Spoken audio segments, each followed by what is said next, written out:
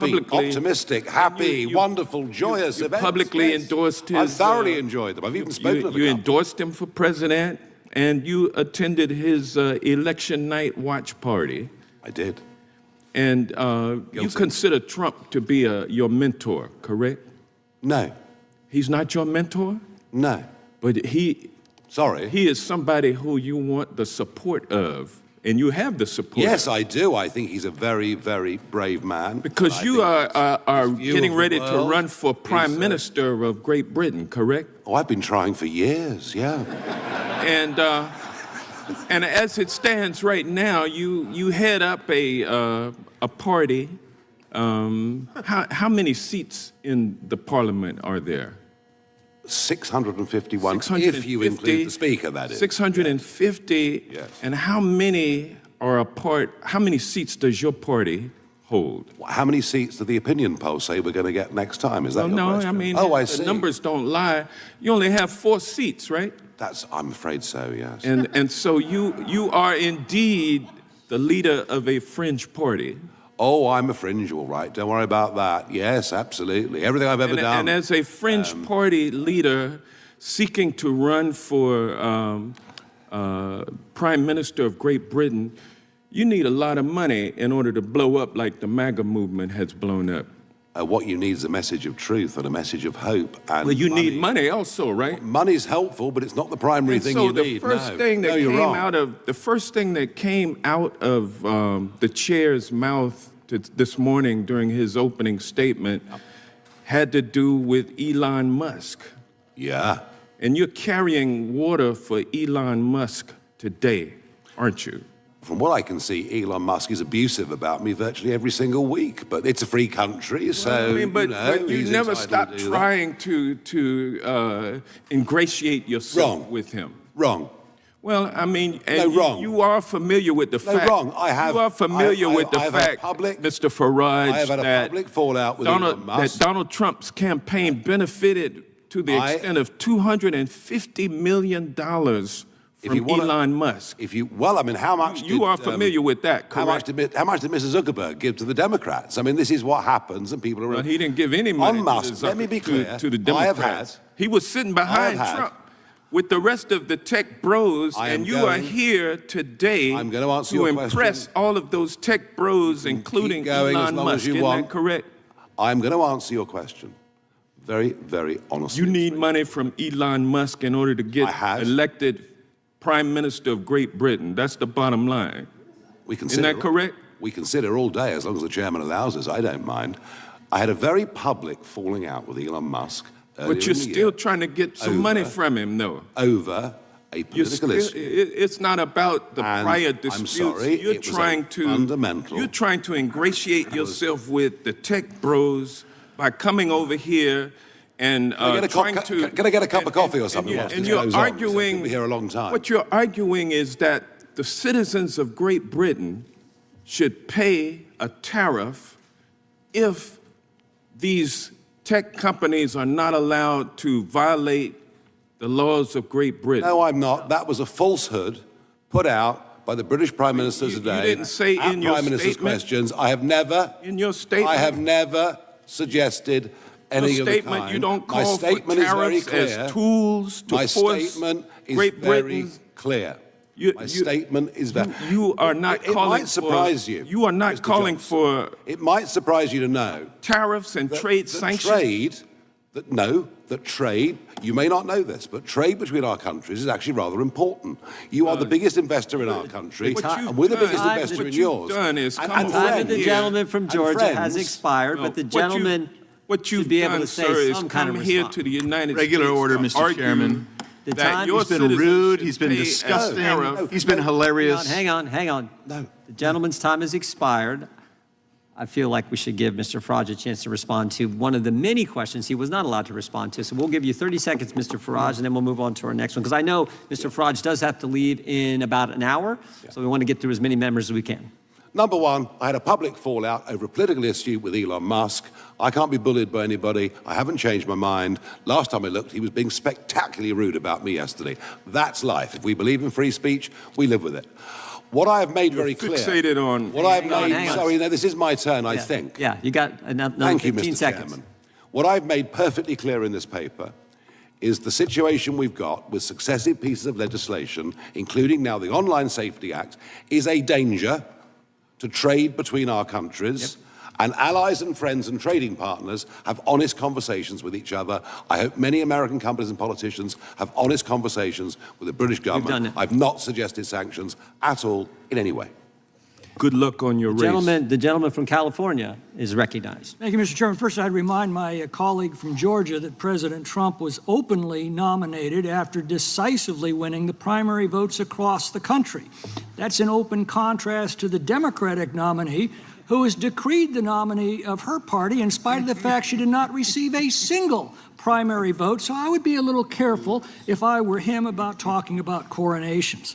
I do agree with my Democratic colleagues that we need to be on guard against suppression of free speech, whether it's coming from the left or the right. But I disagree with them that the chief executive regulating the executive branch's communications or conforming executive agencies and grantees to executive policy is somehow a threat to free speech. The executive branch is designed to speak with one voice, a voice chosen every 4 years by the people. And I disagree with them that suing for defamation is an infringement on speech in a legal system where the truth is an absolute defense. The threat to democracy is from the government regulating other people's communications.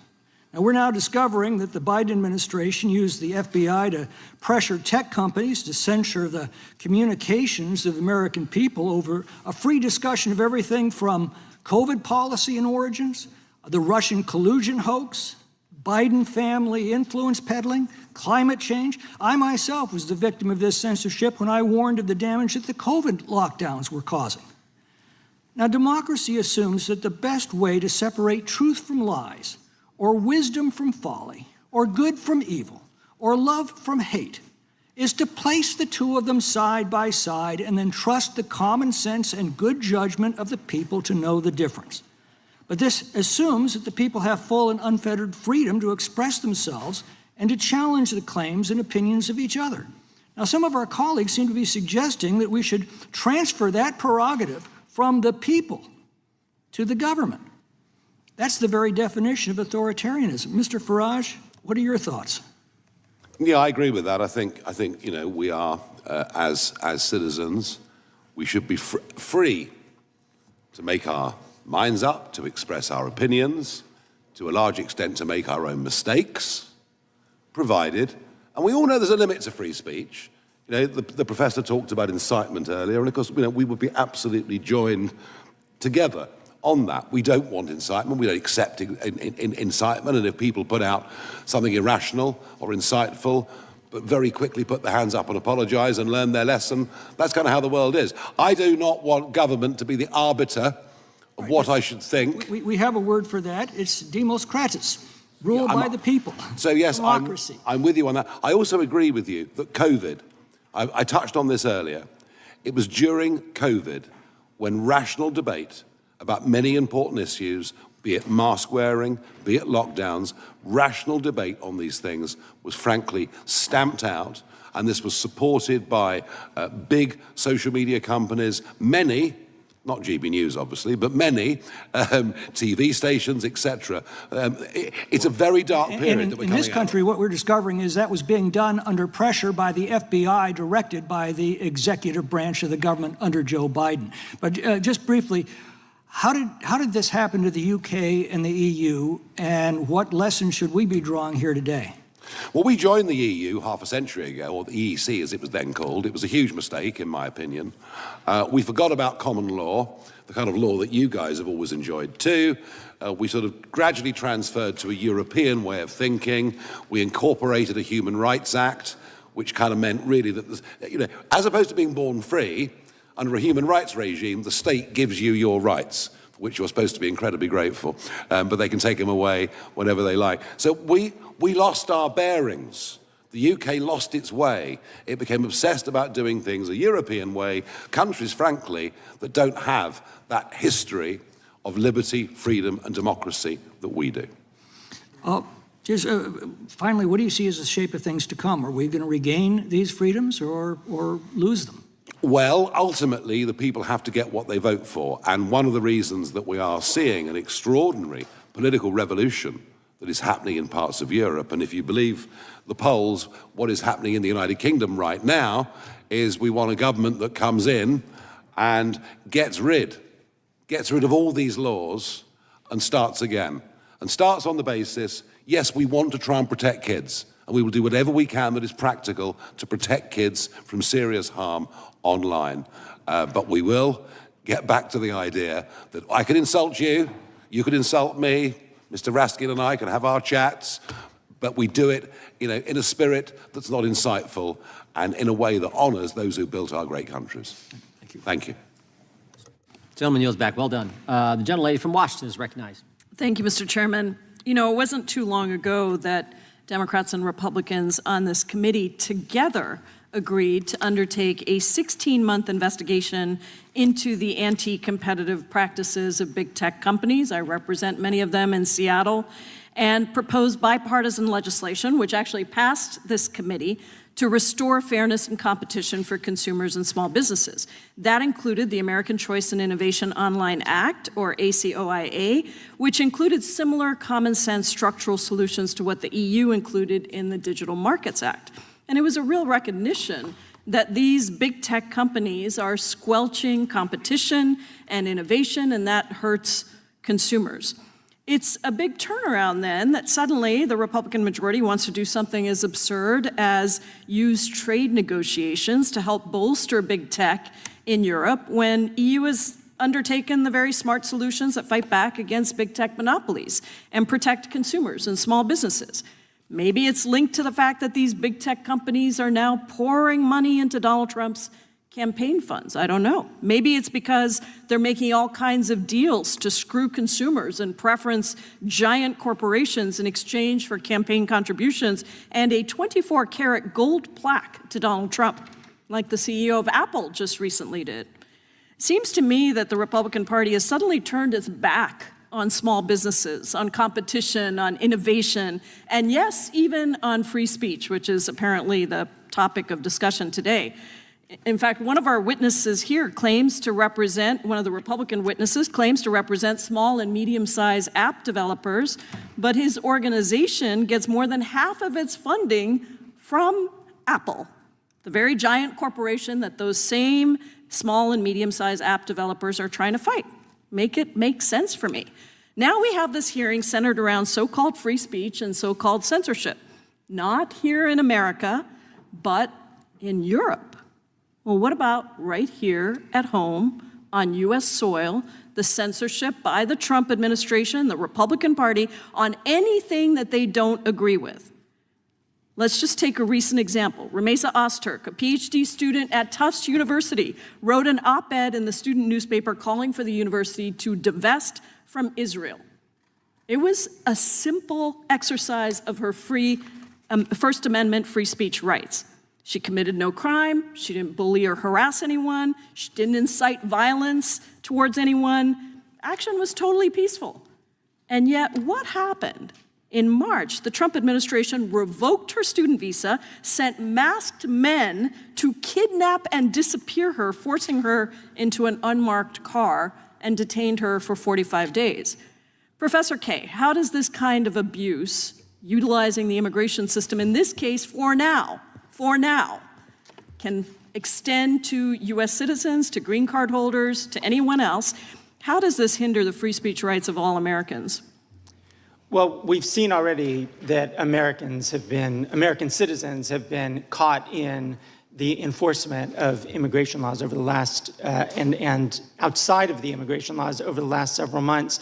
But I think we can look at it from two perspectives. I mean, one is it's a clear violation of a student's free speech right, as you just explained it, when they're detained and set up for deportation solely because of an op-ed that they wrote. But it's also an intimidation for anybody who would write anything further. Anybody who's in that same kind of visa situation now is is not going to be writing that op-ed. And that's not just a harm to them. That's not just chilling their speech. That's also a harm to all of us who would benefit from hearing those kinds of views. In fact, right now, the Trump administration is reviewing all social media of visa applicants to see if they've posted any anti-Trump or pro-Palestinian sentiments. How does that affect our free speech rights? Well, it's the same answer. It's a deterioration of our public debate in this country. It's exactly this kind of, I think that Mr. McClintock had said before, putting side by side different ideas, and that's an interference with that. So quickly, another example. In June, a Spanish-language reporter named Mario Guevara was live streaming a gathering of Americans protesting against Trump's immigration policy. The police arrested him on bogus misdemeanor charges that were later dropped. A few days later, he was detained by ICE. Now we've got a government that arrests a student for writing an op-ed, filters the speech of visitors, and arrests a journalist for covering a protest. How does that compare to free speech practices of other countries?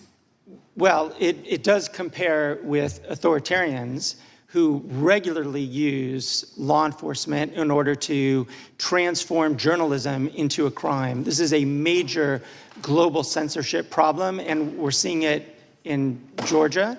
And we see it in this context that is not just a one-off. It's part of, I think, a systemic approach to a free media in this country. That's one, and perhaps the harshest example, because I understand that the journalist remains in detention, but it's part of a systemic approach, I think. Similar to Russia and China, places like that. Mr. Chairman, I yield back. I have some unanimous consent requests. Do you want to go now, or do you? Yeah. All right, go ahead. Thank you. I ask for unanimous consent to enter into the record a letter from the Open Markets Institute. Without objection. Another one, a letter from the Tech Freedom Association raising concerns with the FTC's inquiry on censorship. Without objection. And a final one from I think it's the App Association, and it's titled, Apple is top funder of lobby group that says it represents small developers. Yeah. Without objection. If I could, I'm sorry, Mr. Chairman, I have one more here. Okay, go right ahead. This is an article entitled The False Choice Between Digital Regulation and Innovation. Without objection. Thank you. I yield back. Quickly, Mr. Reed, is your association fighting Apple? Pardon me? Is your association fighting Apple? Fighting Apple? Fighting Apple? We disagree with Apple on multiple issues, as well as for all of our sponsors. Our membership is the small businesses that many of you have met when we've had our fly-in every year. Okay, great. Seems to me your association uses Apple. That's where your apps go. I don't think you're fighting Apple. The gentleman from Wisconsin is recognized for 5 minutes. Professor Kaye, was the Centers for Disease Control correct in 2020 about the handling of COVID? You know, the chairman laid out all the things that we now know are debunked. Was the Center for Disease Control correct in how they went about their business? I'm not a scientist, so I can't speak to that. I mean, I remember the time, like we all did, a time of great fear as shutting to what down was happening. schools, things like that have set kids behind. See, because it's to Representative McClintock's point that wouldn't this administration want to change some people that you talked about that are in the Department of Health Services? Shouldn't they change them if they were wrong about really the seminal issue that has come before this generation? Shouldn't they change those people? Well, that's just not my understanding of why people have been. Are you familiar, Professor Kaye, with the case Berenson versus Biden, which is a censorship case where Alex Berenson, a reporter, was deplatformed on Twitter? I'm not familiar with that one. I would suggest that you take a look at that because the Biden administration weaponized themselves against Mr. Berenson and stifled his speech on Twitter. What college are you a professor at again? University of California, Irvine. How many classes are you teaching this semester? This I teach one class right now. One class this semester. Mr. Farage, I want to thank you so much for coming to the great state of Wisconsin, of which I represent part of it, including Milwaukee. I hope you had a good time there. I've always had a good time in Milwaukee, no question. Wonderful breweries, friendly people, love it. you're welcome back anytime. I want to thank the ranking member for giving us a tutorial on free speech. Mr. Farage, did you instruct anyone on this panel, including the chairman, to instruct us to stifle the ranking member's speech? Did you? No, absolutely not. Of course not. Can you comment on the key issue before the far right that we heard about earlier? What is that key issue in Europe right now that the far right is heavily engaged in? Well, if you're in the United, I'll speak for the United Kingdom. If you're opposed to illegal immigration on a mass scale and the huge cost to the taxpayer and the risk to our communities, then and if you like the flag, our national flag, then apparently you're far right. So that illegal immigration issue that was very informative to the election in 2024 in America, the same thing is happening in Europe? It's a very similar argument in many, many ways, and therefore the definition of far right, I think, now applies to about 2/3 of the British population. So I think about someone who's very famous from your country, Ms. J.K. Rowling, who wrote one of the finest series of books, the Harry Potter series, that has ever been in print, who I believe is self-defined as a liberal, as we call them in America. Hasn't she even been threatened for a position she's taken in regards to transgenderism? Yes, she very much comes from a liberal wing of politics historically, but she's taken a view that women should be safe in women's spaces. That means changing rooms, etc. That's all she said. And by the way, that's something that our Supreme Court recently actually did back up, the fact that there are fundamental differences. And this is not to launch an attack on anyone that's trans, just to bring some common sense in. And she has faced cancel culture and abuse on a huge scale. I would just, one other comment in regards to the ranking member's opening statement. He was saying that we are stifling speech here in America, including PBS, by defunding them.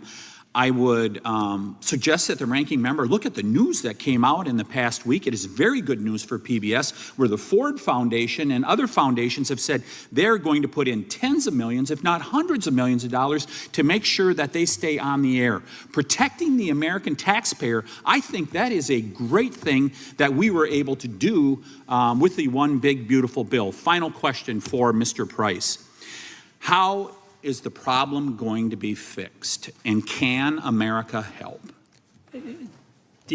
Yes, America can help. The spotlight that has already been shone on the problem by the administration, by the amazing work that this committee is doing here, is hugely welcome by those of us who support the human right to free speech. We have people who are suffering under prosecutions, unjust prosecutions in Europe right now. I've outlined a lot of them in my written submissions, and it's only because of the support that's coming from this side of the Atlantic that we're able to see possibly a brighter future. And we will continue those efforts. Thank you. I yield back, Mr. Chairman. Gentleman, yield back.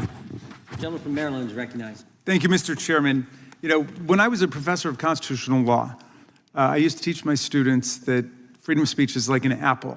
And everybody wants to take just one bite out of the apple. Somebody doesn't like left-wing speech. There's a bite. Somebody doesn't like right-wing speech. Somebody doesn't like feminist speech. Somebody doesn't like sexist speech. And everybody just wants to take one bite. But if we let everybody take a bite, at the end of the day, there's no apple left. It's all gone. So if you want to defend free speech and you want a society that's defined by free speech, you've got to accept even the speech you oppose, the speech that you abhor.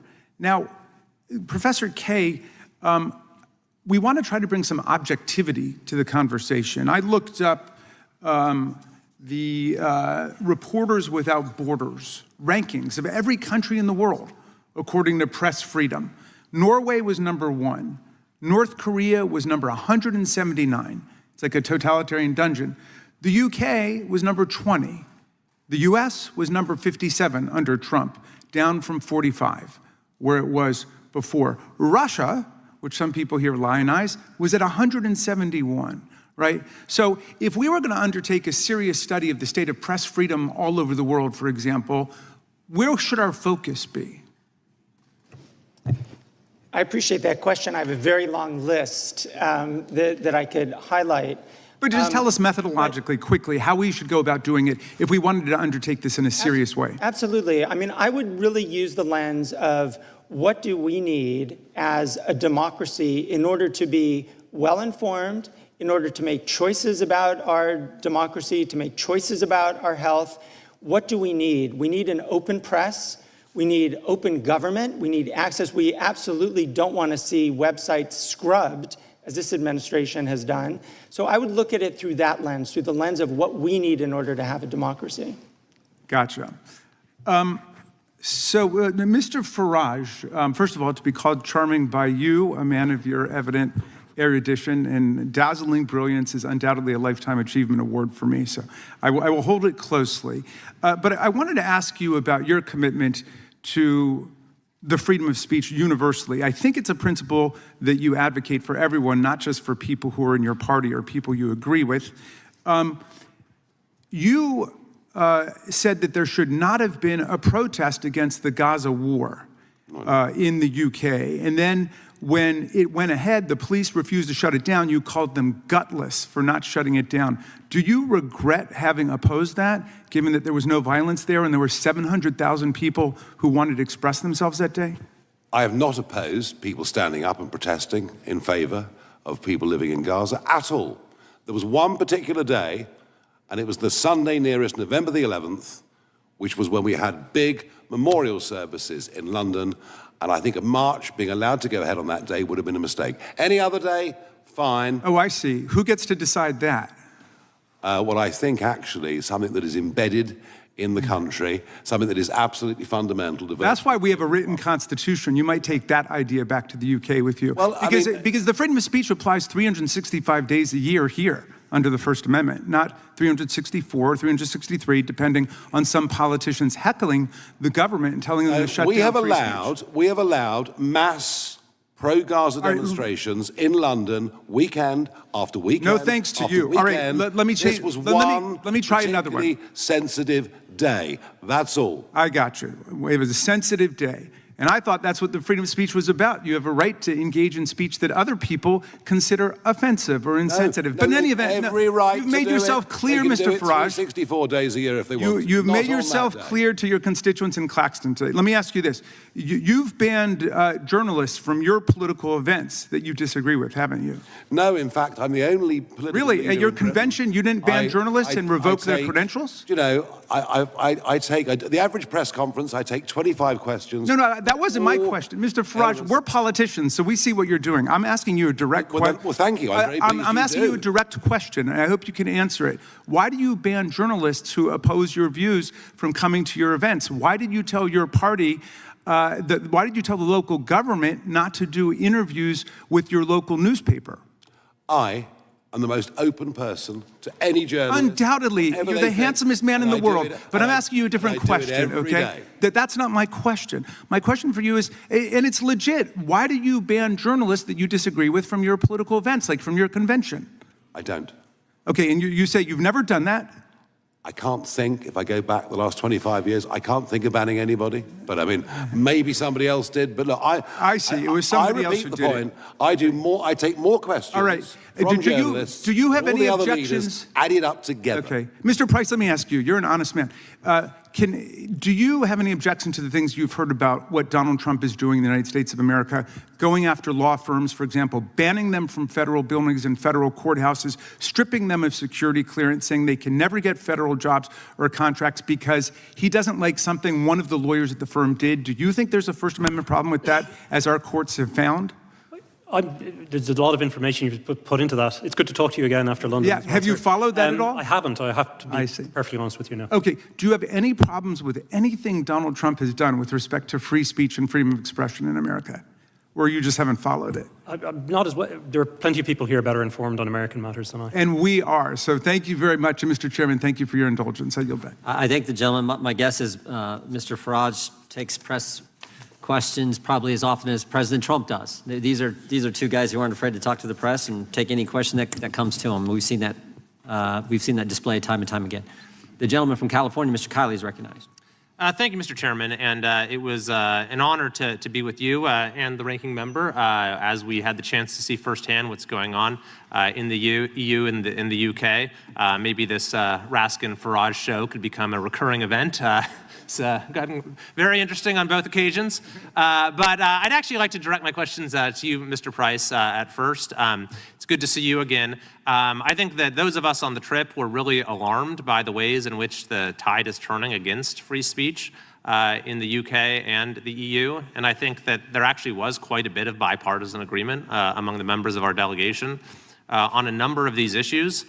So I was hoping you could give us a little context of what you think explains this. And I think that we understand that not every country needs to have has a First Amendment or needs to have the exact same standards or the exact same exceptions or the exact same ways that the law is applied. But we've always, I think, felt it important that we have an alliance with our European allies around the issues of freedom that stands in contrast to authoritarian regimes around the world, like in Russia, like in China, places where they don't have free speech. And so to the extent that these values are fraying among our allies, then it really harms our ability to stand up for the values of freedom around the world. So what do you think is going on? How can we sort of strengthen our alliance with our European allies around the issue of freedom of speech? Thank you, sir. Well, what we've seen, sadly, over many decades, and it's accelerating, has been a consistent use of overbroad, vague laws to crack down on speech that's regarded as provocative or unorthodox. And I can give you, and I have given examples of the clients that I'm involved in representing, where they've been simply speaking about their faith publicly, or where they've been offering to talk to people. So things have reached a crisis point, though, and this is why I think it's important that Vice President Vance and the administration have intervened. And one thing I would say, without divulging any contents of conversations, but Representative Raskin and I had quite a good conversation about just how bad things had become in Europe. And I agree with you. I think there is a bipartisan realization, certainly on this committee, and I commend the work that it's doing, about the nature of the problem in Europe. With the DSA, though, we find then the European Union stepping into speech, regulating it, and bringing that restrictive model global. And this is where I think really the work that's been happening here is crucial, because we can't allow that to happen, because we're going back to COVID-style censorship all over again. Thank you. And of course, it's doubly concerning when this actually implicates the free speech rights of Americans. But I would hope that moving forward, we can try to work with our counterparts in Europe to try to get back to having these shared values around freedom of speech, and we don't continue to see a divergence. Mr. Reid, I also wanted to ask you about the DMA, because I know you represent smaller app developers, but we also spoke with folks who represent Apple and Facebook and others, and it's a matter of public record the way that these companies are now sort of uniquely targeted under this law and the similar law in the UK. And honestly, it caused me to sort of see some of the ongoing negotiations around tariffs and other issues through a somewhat different lens, because the way that American companies are being targeted with the DMA really is a tax or imposes or is a direct transfer of wealth from our country overseas. And these are some of the sort of non-tariff barriers that American countries are now facing. So could you give me your perspective on that and the DMA more broadly? Right. It's ironic that, as you say, it's a non-tariff trade barrier, but the ultimate biggest loser is usually the smaller and medium-sized companies. Earlier, we heard a member of this committee just talk about bills here in the United States. The irony of those who supported those bills were also billionaire companies. We joked about the fact that it was the trillionaires versus the billionaires who went to war. And the problem when that happens, if any of you run a small business, is the small guy gets crushed. And what's happening with the DMA in Europe is their desire to put pressure on the US companies means that there are fewer services, fewer features, and less trust are available for the smaller businesses to take advantage of. And that's how we get crushed, and that ends up being as you say, a non-tariff trade barrier, because it puts the very companies that could compete with these giants at a disadvantage when they have to meet those new tests. Thank you. And I think that this is going to be an important issue for us to remain focused on, as to how we can alleviate these barriers that our companies are facing that honestly are hindering innovation in Europe as well. I yield back. Yield back to the chair. real clear on the most recent situation. Maybe I'll direct this to Mr. Farage. So Graham Lineman is an Irish citizen who posted something while in America and then gets arrested when he goes to the UK for some, quote, offensive post online. Is that accurate? That is absolutely right. Yeah, that's where this is all headed. That's exactly where this is all headed. The gentleman from California who accompanied us on the trip when we were so glad that he did is recognized for 5 minutes. Thank you, Mr. Chair, and I also appreciate being invited on a trip and spending time with you and our ranking member, Raskin. Very informative. Interesting looking at the DMA, winners and losers, unintended consequences. According to a recent report commissioned by the EC, the future of European competitiveness, only 4 of the 50 top tech firms in the world are actually in Europe.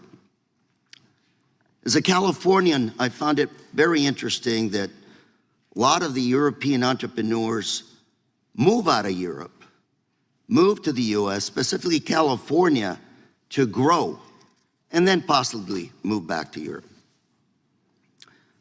I'm a Californian, so the health and welfare, the interests of California firms is interest to me. And seeing hundreds of millions of dollars in fines under DMA's nebulous violations being levied against California firms, money that could be best spent on R&D in many ways, is very bothersome. I care about encouraging California entrepreneurs. We have the most successful entrepreneurs in the world today, yet they are essentially being targeted by the EU and other foreign regulations. California, this money is better, again, invested in creating jobs in California. And by the way, a lot of these firms that are actually being fined actually pay taxes in California. Today, California recently passed up Japan to become the 4th largest economy in the world. California is the number 1 producer of ag products in the world, number 1 in terms of venture capital in the US, number 1 manufacturer. We pay $100 billion more to the US federal government than we get back on an annual basis. So despite all the challenges we have in California, we actually know how to do it right. And surprisingly, our workforce, visa holders from other countries, workforce, undocumented workers from around the world that actually harvest their crops. Manufacturing, we are the top manufacturer in the United States in terms of state. A lot of undocumented workers there. So California, we actually can manage pretty well. The best managed state, I would argue, in the union. So Mr. Reid, I'm gonna ask you, given your association with these small firms, how is the DMA affecting our California firms as they try to grow in the European Union? The ex-ante regulation creates barriers of entry. What do you mean by ex-ante? Explain that to me. In simple terms, it means that the European Union is determining the behavior before the bad act has happened. It's before it happens. So they're fining before the actual behavior? They're not just even fining, they're setting the rules by which you could be fined. The best way to think about it is they're saying, "Mother, may I?" If you remember the game Mother May I, they're asking companies to go forth and say, can we do this? And then the commission says, well, yes, you can, or yes, you cannot. We traditionally in the United States have taken an ex post, meaning, did you deceive someone? Did you lie? Did you cheat? Did you steal? And then you're punished. Unfortunately, the EU is taking a Mother May I approach rather than a punishment approach. And that harms California businesses because it makes it a lot harder to get in the door. Mr. Price, you're from Irvine. Sorry. Yes? Mr. Price? Yes. Tell me a little bit about Irvine. California firms and how the DMA. Well, Irvine, by the way, a lot of biotech, high tech. I think you might be referring to Professor Kay. Mr. Kay. I'm sorry, go ahead. Mr. Kay, Irvine. Yes. Yes, I teach at the University of California at Irvine. I actually wanted to respond to two of the points that you're making, in part because... You got about 20 seconds. Go. Thank you. In part because this hearing is entitled as one dealing with censorship, and we're spending quite a bit of time talking about defending companies. And two things I just wanted to mention. One is the DMA doesn't specifically discriminate against American companies any more than it does against California companies. And the second is that I think it's important to think about the other... Mr. Price, what would you say to that? In relation to discrimination, yes, they've designed the rules in such a way that they almost perfectly encompass American companies, particularly under the DSA. So if you're setting the rules and they just happen to throw a net over a particular target group, I think you can legitimately infer from that that that was the intention. The intention was discrimination? The intention is to throw a dragnet over U.S. companies and turn them into a... The intention is discrimination against American firms. That's precisely what the outcome is. Thank you very much, Mr. Chair. And before I yield, I also have some articles I'd like to submit for the record, Sure. if I may. Yep. Letter by Chairman Fitzgerald and myself to President Trump, dated April 9th of this year, outlining our concerns with the Digital Marketing Act. Second, report by European Commission, dated September 24th, the future of European competitiveness, which is failing to translate into innovation.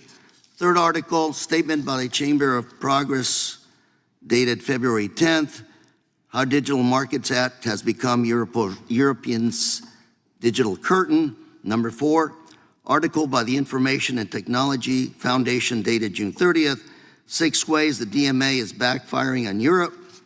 5th, article Washington Examiner, July 28th, EU regulations impose heavy costs on U.S. companies. Finally, article in the Journal, Wall Street, the tech industry is huge and Europe's share of it is very small. Thank you, sir. Without objection, thank you. Gentleman yields back. Gentleman from Texas, recognized. Thank the chairman. I thank you for holding this hearing. I thank the witnesses. Mr. Price, you referenced Päivi Räsänen earlier, correct? Yes, sir. Can you just real quick, in like 30 seconds, give the quick summary of what the facts are behind that issue with respect to why she is facing prosecution despite having served in Parliament and I believe as a minister in the government? That's correct, sir. Over 5 years ago, she posted a tweet with a verse from Scripture, and in that tweet, she objected to her church, the Finnish Evangelical Lutheran Church, using church funds to fund the Helsinki Pride Parade. And for that, then, criminal proceedings were launched against her. And she's been dealing with that for 4 to 5 years, correct? That's correct, sir. Her case is before the Supreme Court at the end of October. Facing jail time. Facing significant fines. And for having expressed her faith with respect to issues involving marriage in the context of a Bible verse, correct? That's correct, sir. And so now we've got, as the chairman illuminated a moment ago, we've got this issue involving Graham Linehan, who here in the United States made a joke and then is arrested in the UK, correct? Yes, he's being arrested, or he was arrested for comments that he posted while here. And that's correct, Mr. Farage, you agree? It is. And that joke had something to do with, as I've looked it up, trans-identified males in female-only space, and he made some joke about that issue. That's exactly right. And so we've got now someone being arrested for alleged transphobia or some sort of hate comment involving a joke on another continent. Now, in the meantime, we've had Mr. Farage talking about Lucy Connolly, right? And her fate, which I understand she got sentenced something like 31 or 32 months for having put out a social media post. Now, that social media post has been alleged to have tied to some incitement. She deleted the post, but the post was in response to violence, right? And on the heels of a whole lot of issues involving crime in the UK. Whatever the connection is, right, we're saying there is crime in the UK. Now, here's my question, Mr. Farage. How do you feel from the standpoint of borders in the UK? Are open borders healthy for either the United States or the UK? No, they're disastrous. And are they having a deleterious effect with respect to crime and culture in the UK? Yes, they are. It's been a debate that's been very difficult to have without being screamed at, but we are now having that debate. And so now we've got a moment here where we've got someone being put in jail for putting out something on social media that is allegedly transphobic. And so my question is, I wonder what's going to win out? What's going to win out? when the questions of Islamophobia and the tenets of Islam mash up against transphobia? What will the determiners of truth in the UK government decide? What will those who make decisions about what we can say and what we cannot say do when these worlds collide? Would you have any comment on that, Mr. Farage? In the Lucy Connolly case, it's very interesting that this horrific murder of 3 young girls happened. The country was in very deep shock, very deep shock. The government deliberately withheld the truth about who the perpetrator was. And it led to a sea of speculation. It turned out ultimately that the man that committed those murders was in fact UK born, had not come over on a boat, as was being said on social media. Just goes to show that actually, however bad the news is, people deserve to know the truth about a situation. It stops that frenzy of speculation. Who's going to win these great battles? I think that there is a growing, silent majority, certainly in my country, who object to the 2-tier concept that, you know, Lucy Connolly gets 31. And by the way, there were mitigating circumstances for what she said with her own personal situation, but she's arrested very quickly. She's threatened that if she pleads not guilty, she'll go straight to prison and be on remand until the trial, and goodness knows when. We're not defending what she said, but she recognized her error, you know, in a moment of anger and passion and upset, and she withdrew it 3.5 hours later. I think that the answer, Mr. Roy, is that the silent majority will win. The silent majority will win, good will triumph over bad, and common sense will be returned. It won't happen quickly. It won't happen quickly. As I've already outlined, there is coming down the tracks an Islamophobia law, which would divide speech even more widely than it is now. But in the end, common sense, decency will win. Is Sharia law consistent with Western values? No. Thank you. I yield back. Gentleman yields back. The gentleman from Florida is recognized. Thank you, Mr. Chairman. Mr. Farage, thanks for being here, coming across the pond. I'm sorry to hear you're leaving the hearing early. Well, it's not a question of leaving the hearing early, but I do have other things to do. Yes. Oh, where are you going? I'm so sorry about that. It's okay. Where are you going? It's not lunch, I promise you. It's not lunch. You're not going to have lunch. I don't think so, no. No lunch. Sad, isn't it? You're meeting with the president? I can't remember what the schedule is. It's possible. You can't remember if you're meeting with the president. I'm being very polite, and I'm not going to tell you what I'm doing this afternoon, but I can assure you that... But there's the free speech hearing. You're not going to tell me what you're doing this afternoon? Free speech is one thing. Discretion's quite another, too. Okay. All right, so you're leaving to have lunch with the president. So, Mr. Farage, I have a question. Have you heard about the Epstein thing that's going on here? I have. You have? What do you think about it? I'm not going to give comment on anything happening in America. I'm here as a witness. Perfect. I'm here as a witness. I'm here as a witness for what is happening in the United Kingdom and in the European Perfect. Let me just go through it. So it's been 9 months, right, since we've been meeting in these hearings. We've not had Pam Bondi here, even though we have jurisdiction over the Department of Justice, not Dan Bundy. The gentleman yield? Not Kash Patel. I will 100%. We'll go back and forth. Let me just do my thing. Okay. Well, I'm just going to correct. Kash Patel's coming in 2. I'll give you an extra 10 seconds. Kash Patel, Director of FBI, is coming in 2 weeks, and the Attorney General's coming in 4 weeks. Fantastic. But still, we're not doing that this week. The week we're having votes on the Epstein thing. So, you know, Pam Bondi gives the influencers, these Republican influencers, a binder. It says Part 1 of the Epstein files. No one ever saw it. It was quite spectacular. The Attorney General then says the Epstein list is on her desk. Then DOJ issues a memo, says there is no list. Then, you have any questions about any of that? We've had no hearings on any of that at all. That, the list is on my desk, then there is no list. Then we gave binders to Republican influencers. This committee's had no questions on any of how that transpired at the Department of Justice. Then hold on. Well, it sounds like you're going to in the next few weeks. So that's a jolly good thing. Mr. Farage, we can talk soon, but not yet. Okay. Right. So then the president comes out and says the whole thing's a hoax. He blasts his own base. He blames Barack Obama. I mean, he hasn't been president for a very long time.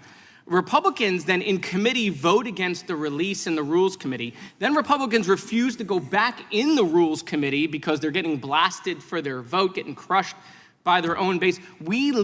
Congress leaves a day early. Then the administration sends the Deputy Attorney General to meet with Maxwell in jail. He happens to be Trump's former personal attorney. She says something favorable about the president. Miraculously, she gets transferred to a minimum security prison. The president starts talking about how he has the right to pardon her if he wanted to.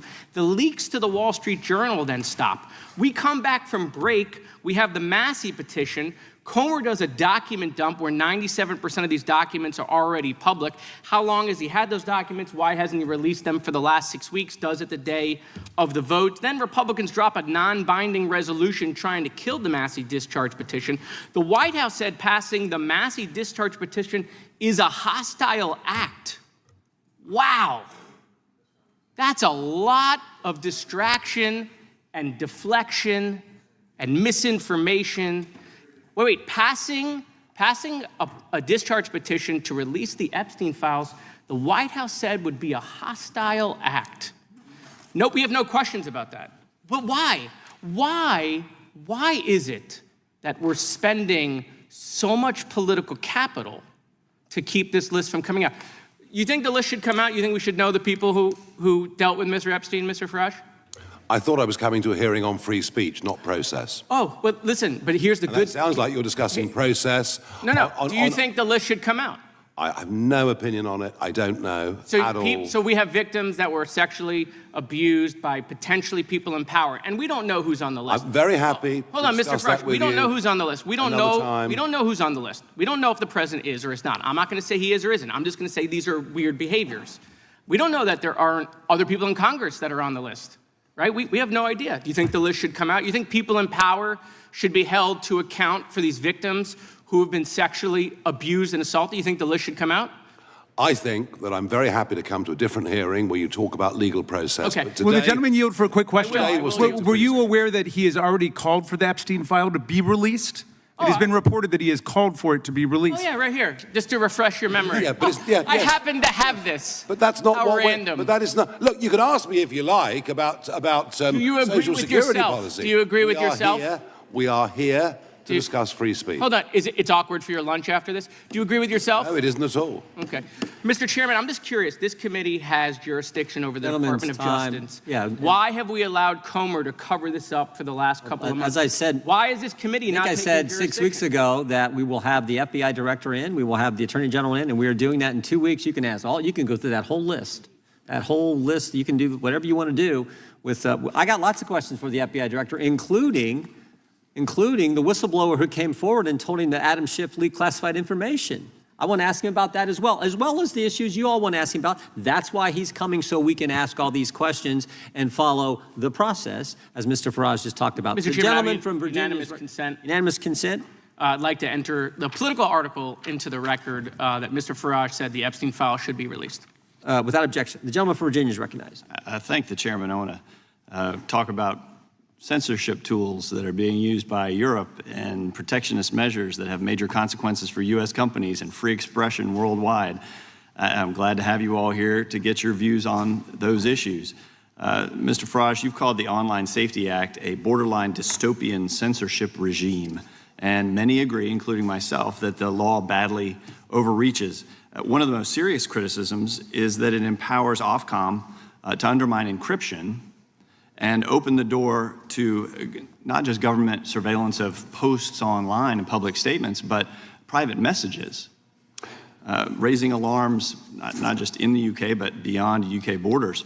Vice President J.D. Vance has warned this could threaten Americans' privacy as well. Do you recognize that this is not just a domestic issue for the UK, but a global one? And if you become Prime Minister, what assurances would you give allies that the UK will not undermine end-to-end privacy standards?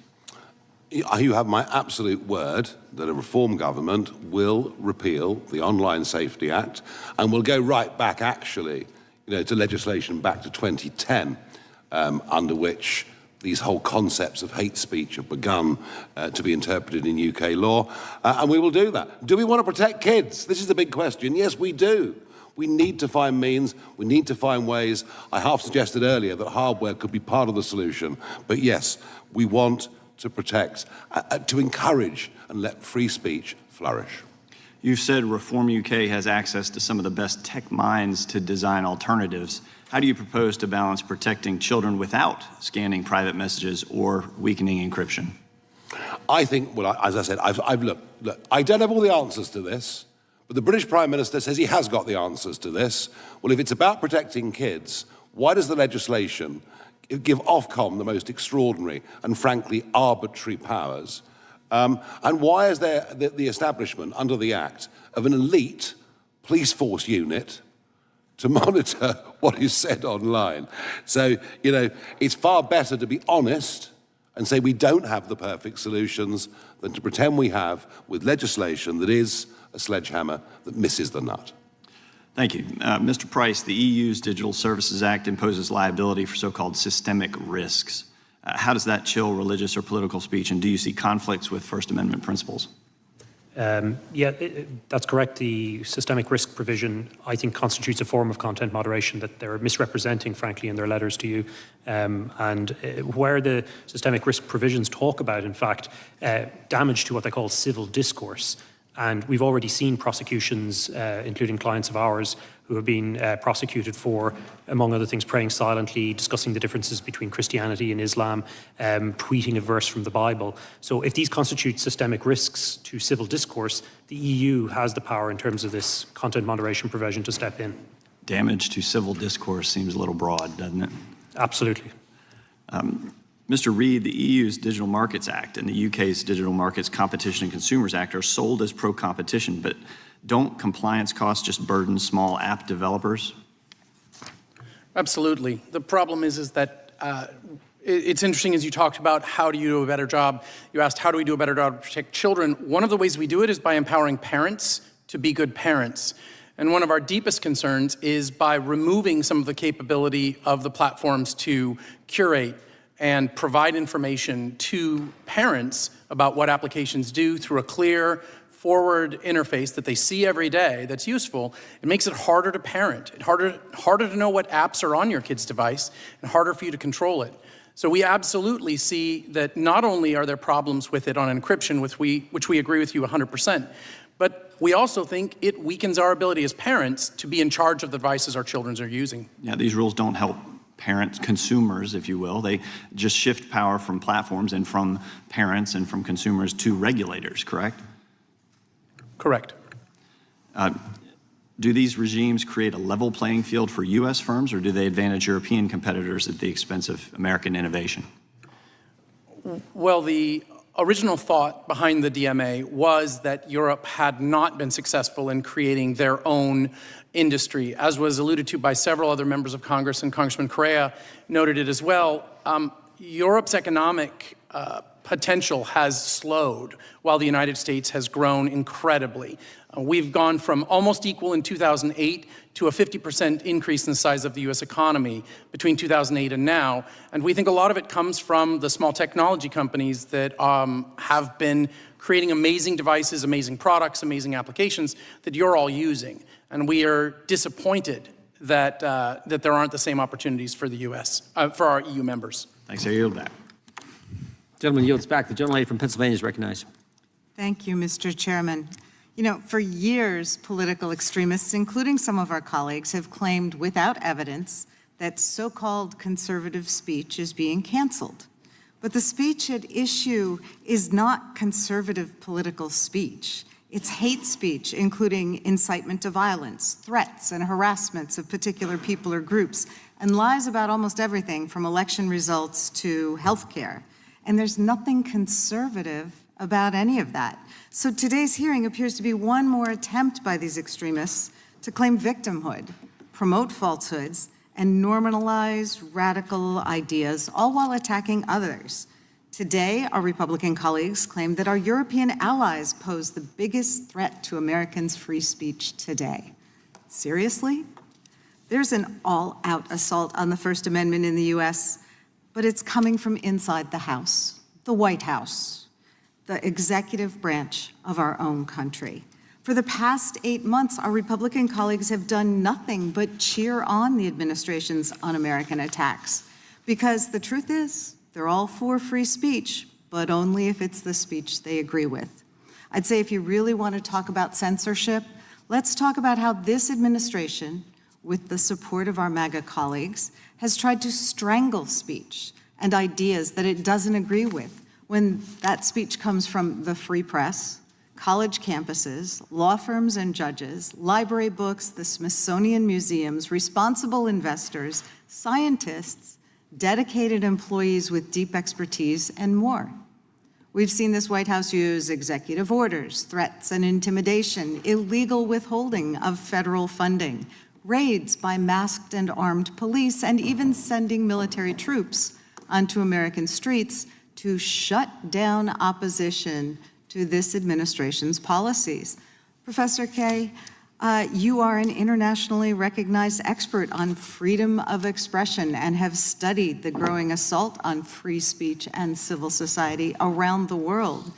In your testimony, you said that the situation in the US raises serious alarms. Can you elaborate on that?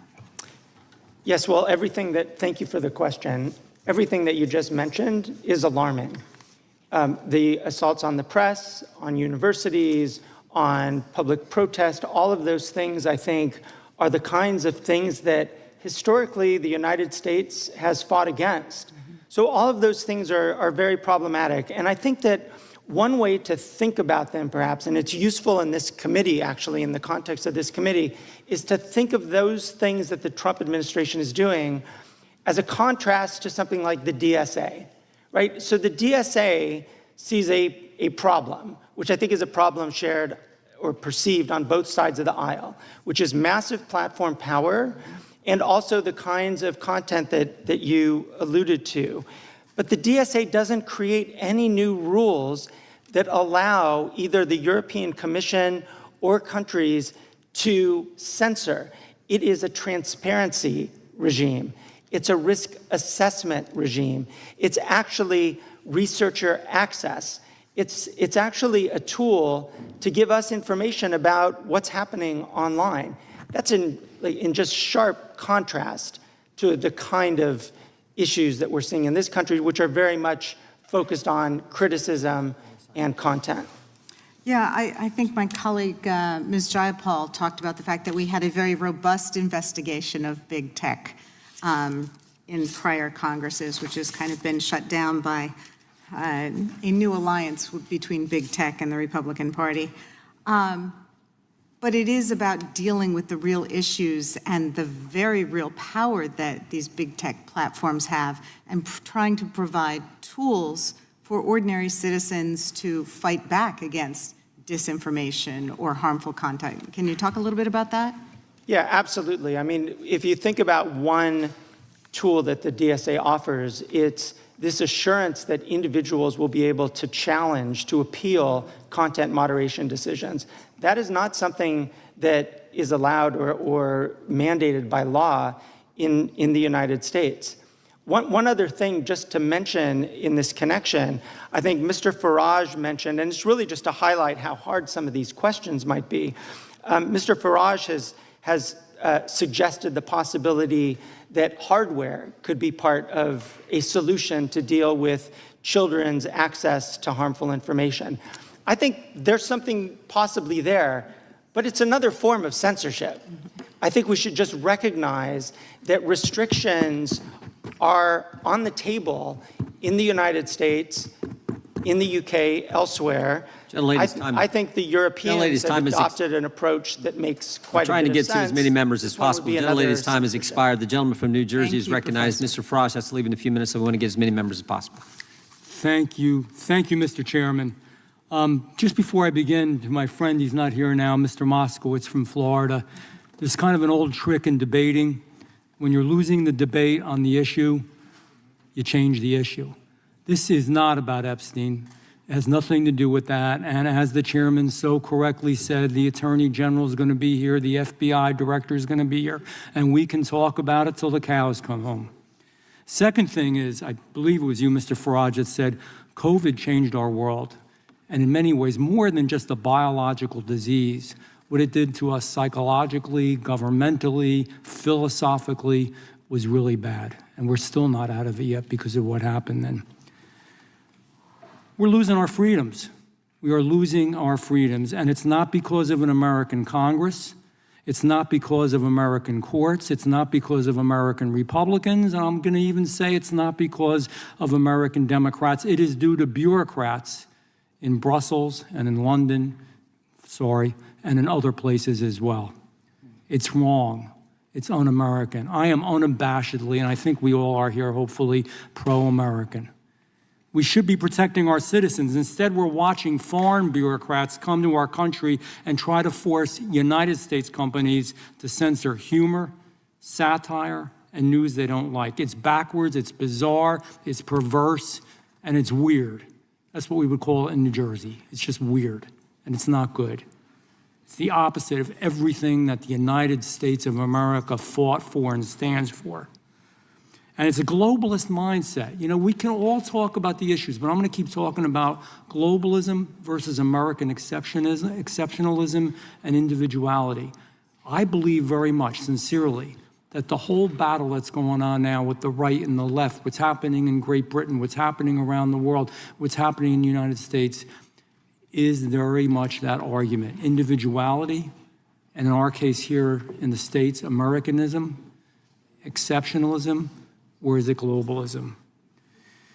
And like the EU's Digital Service Act and the UK's Online Safety Act are the pinnacle examples, and they are, of how upside down things have gotten in the effort to globalize our society.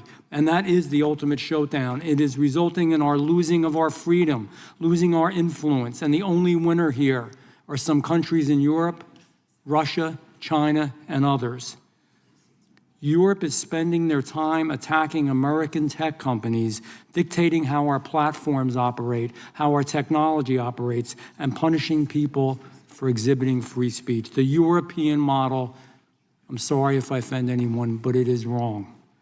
We fought a revolution to defend ourselves. Men and women pledged their lives, their treasure, their sacred honor, so that they wouldn't have to go through this.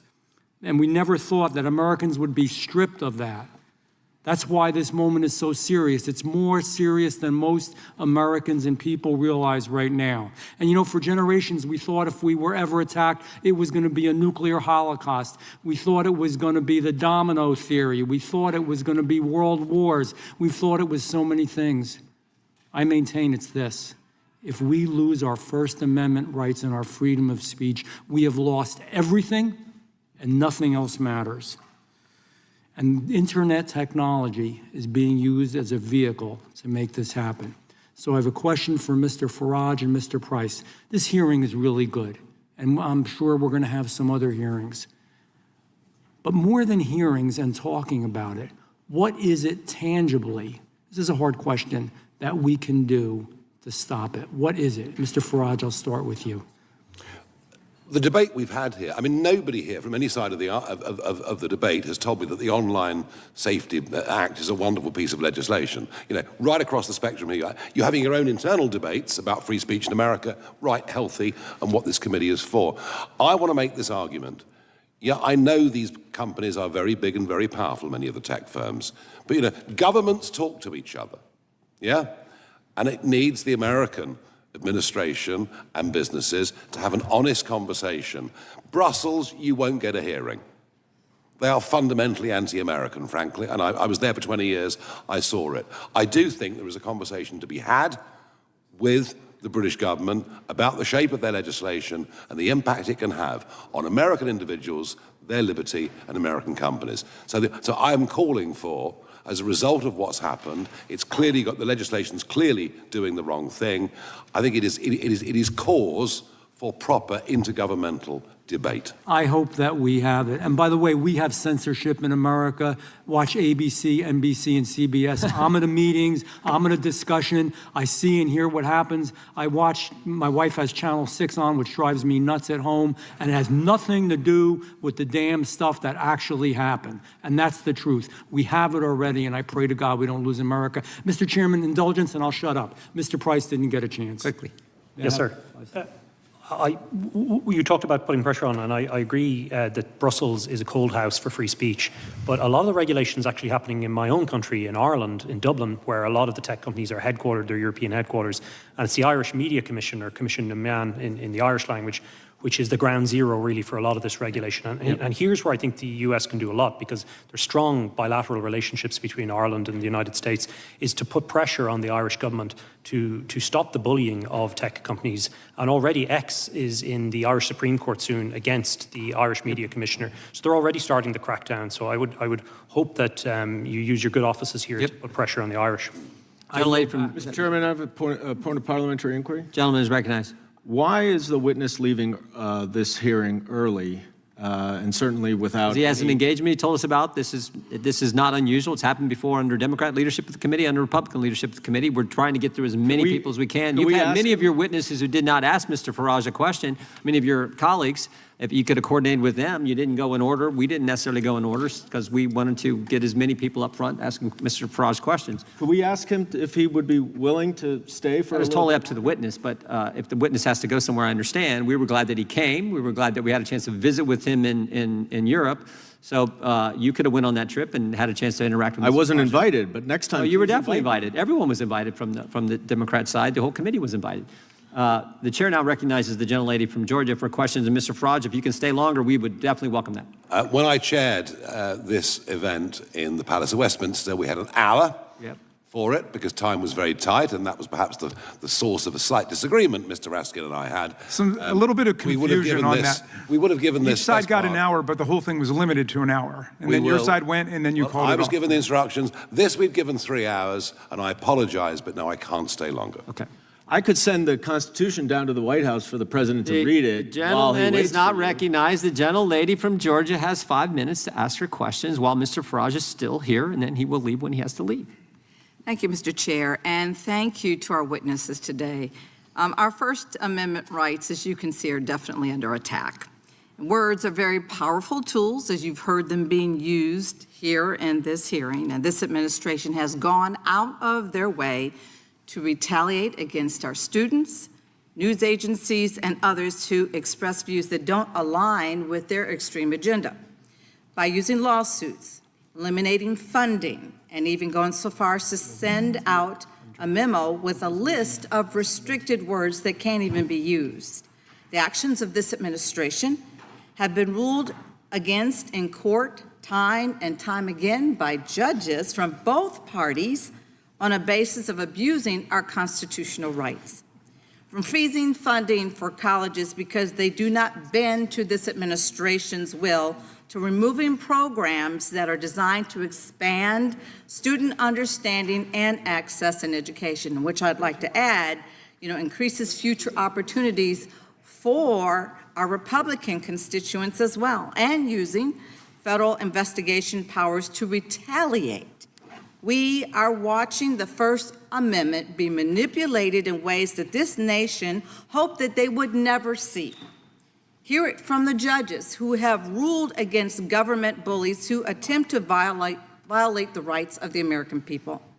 U.S. District Judge Suknanim found First Amendment violations in the government investigation into media matters, which she stated is likely to succeed in its claim that the FTC was using this investigation as a retaliation against the watchdog group for claims against a prominent Trump supporter.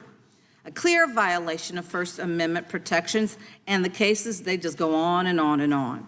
U.S. District Judge McFadden, a Trump appointee, ordered that the Associated Press's access to the White House press be reinstated, ruling that denying their access because of differing viewpoints was a clear violation of the First Amendment. If the majority wants to talk about attacks on the First Amendment in other parts of the world, they need to start right here in our administration. The Constitution is the foundation of this country. It is not meant to be trampled on for political or for business advantage. When you love something, you want to protect it, and you want to do what's best for it. You want to improve it. This means people will speak out and disagree on actions taken in their country and offer critiques of our leaders and, yes, the politicians. That's a constitutionally protected right. If the First Amendment is our guardrail, then this administration is truly trying to push us off the road.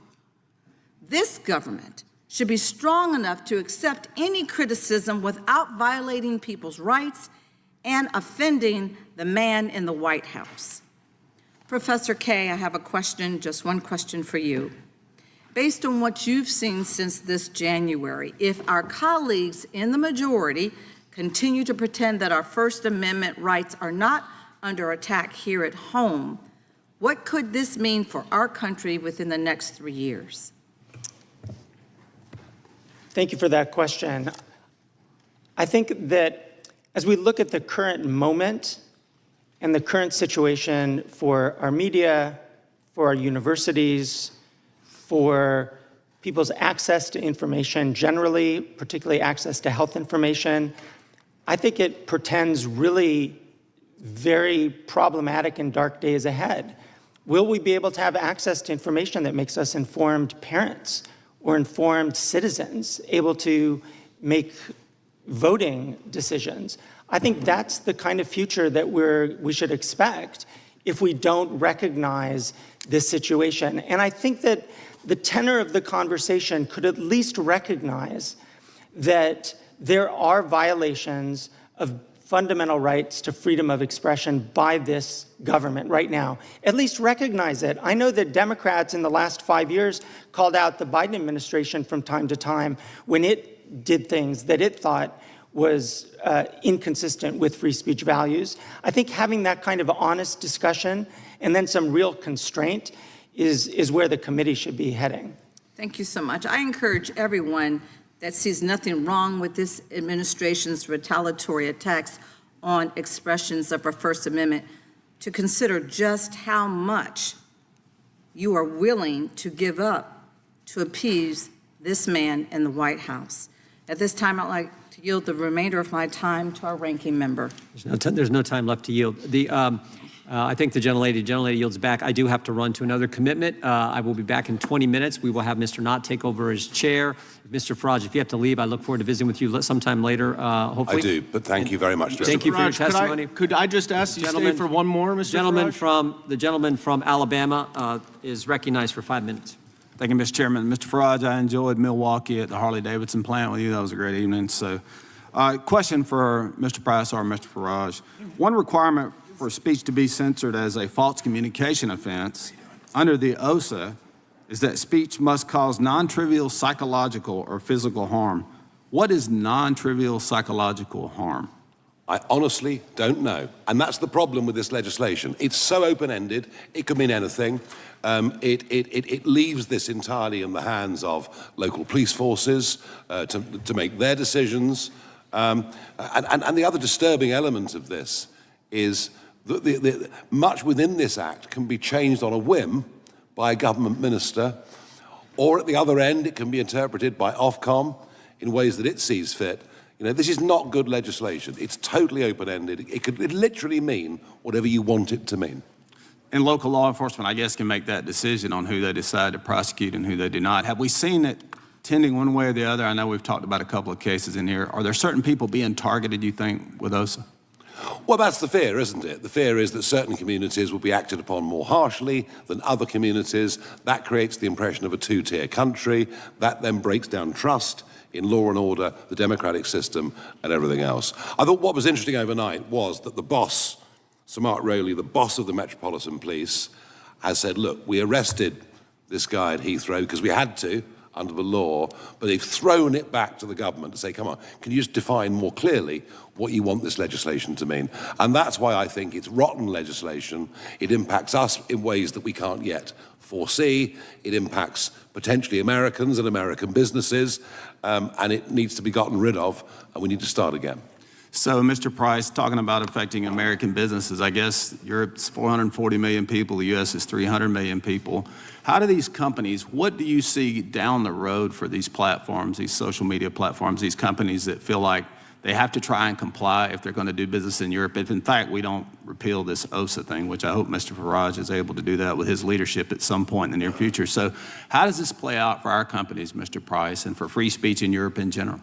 Well, on the corporate side, they're facing a really complicated piece of legislation, and as Mr. Farage outlined, with the provisions that are confusing in the Online Safety Act in the United Kingdom, there are similarly extremely confusing provisions in the Digital Services Act.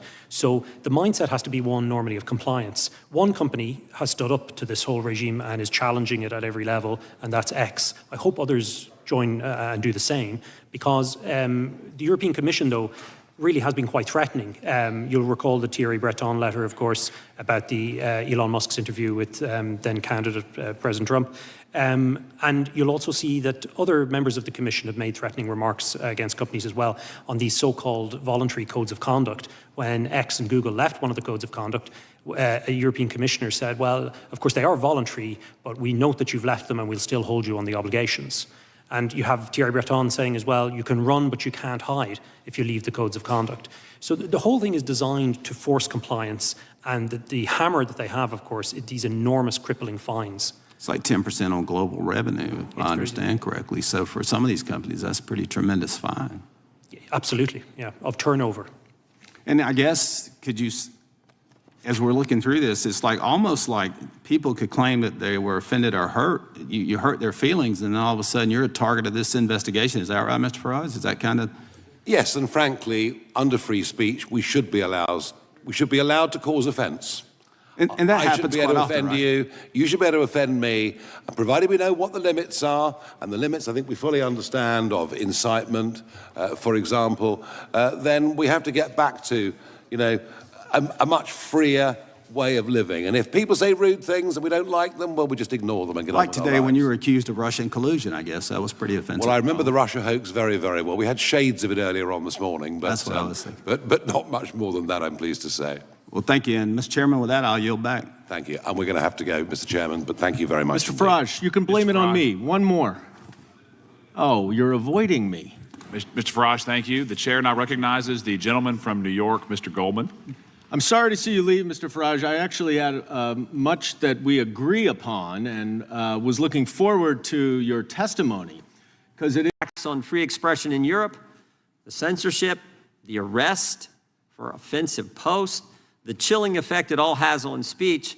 But we're more concerned, frankly, as Americans about the limits the DSA, the Online Safety Act in the UK put on Americans' First Amendment rights, and the shakedown. And I think that's the appropriate term, the shakedown of American tech companies under the DSA, the OSA, and the Digital Marketing Act Digital Markets Act in the European Union. These acts target our tech companies that provide the modern town square, and they are the engines of innovation in our global economy. Since the turn of the century, European tech companies have languished behind their American counterparts. European governments have tried everything to change this except what might actually work, deregulating their own economy and letting free enterprise flourish. Instead of cutting red tape and allowing their own companies to innovate and grow, the EU and the UK are going after American companies that have grown to dominate the global tech landscape. Regulations like the EU's Digital Markets Act and the UK's Digital Markets Competition and Consumers Act impose burdensome requirements on US tech companies while leaving their European counterparts untouched. But these attacks on American companies won't result in a so-called European champion. Instead, China wins as Europe hurts both itself and America. They make the user experience worse. They distort the digital marketplace by allowing less innovative and less efficient foreign competitors to simply steal from US tech companies. In addition to attacking American tech companies, Europe is attacking free speech around the world, including here in America. Laws like the Digital Services Act and the Online Safety Act are the engines of global censorship regime targeting political speech disfavored by European bureaucrats. The censorship mechanism is simple. The DSA and the OSA effectively require social media platforms to change their terms of service to moderate more content. These companies have one set of standards that they apply globally because it's costly, impractical, and harmful to user privacy to change content moderation rules based on a user's location. So when platforms are forced to change their terms of service to comply with European laws, it affects what we see, what we read, what we say online here in America, infringing on Americans' First Amendment rights. And this is no accident. Even the New York Times, the Atlantic have acknowledged that these foreign censorship laws are intended to have global impact. And European actions have proven it. Again, just look at Mr. Breton's letter. Supporters say these laws make the online environment safer for children, something that we all agree with. We all want to protect kids. But censorship laws are never about disinformation or child safety or anything else. They're always about censoring criticism of the government. Social media is a relatively new technology, but censorship is as old as time. Misinformation, disinformation, hate speech labels are always used by the people in power to censor their critics. And my experience has taught me that today's misinformation is tomorrow's truth.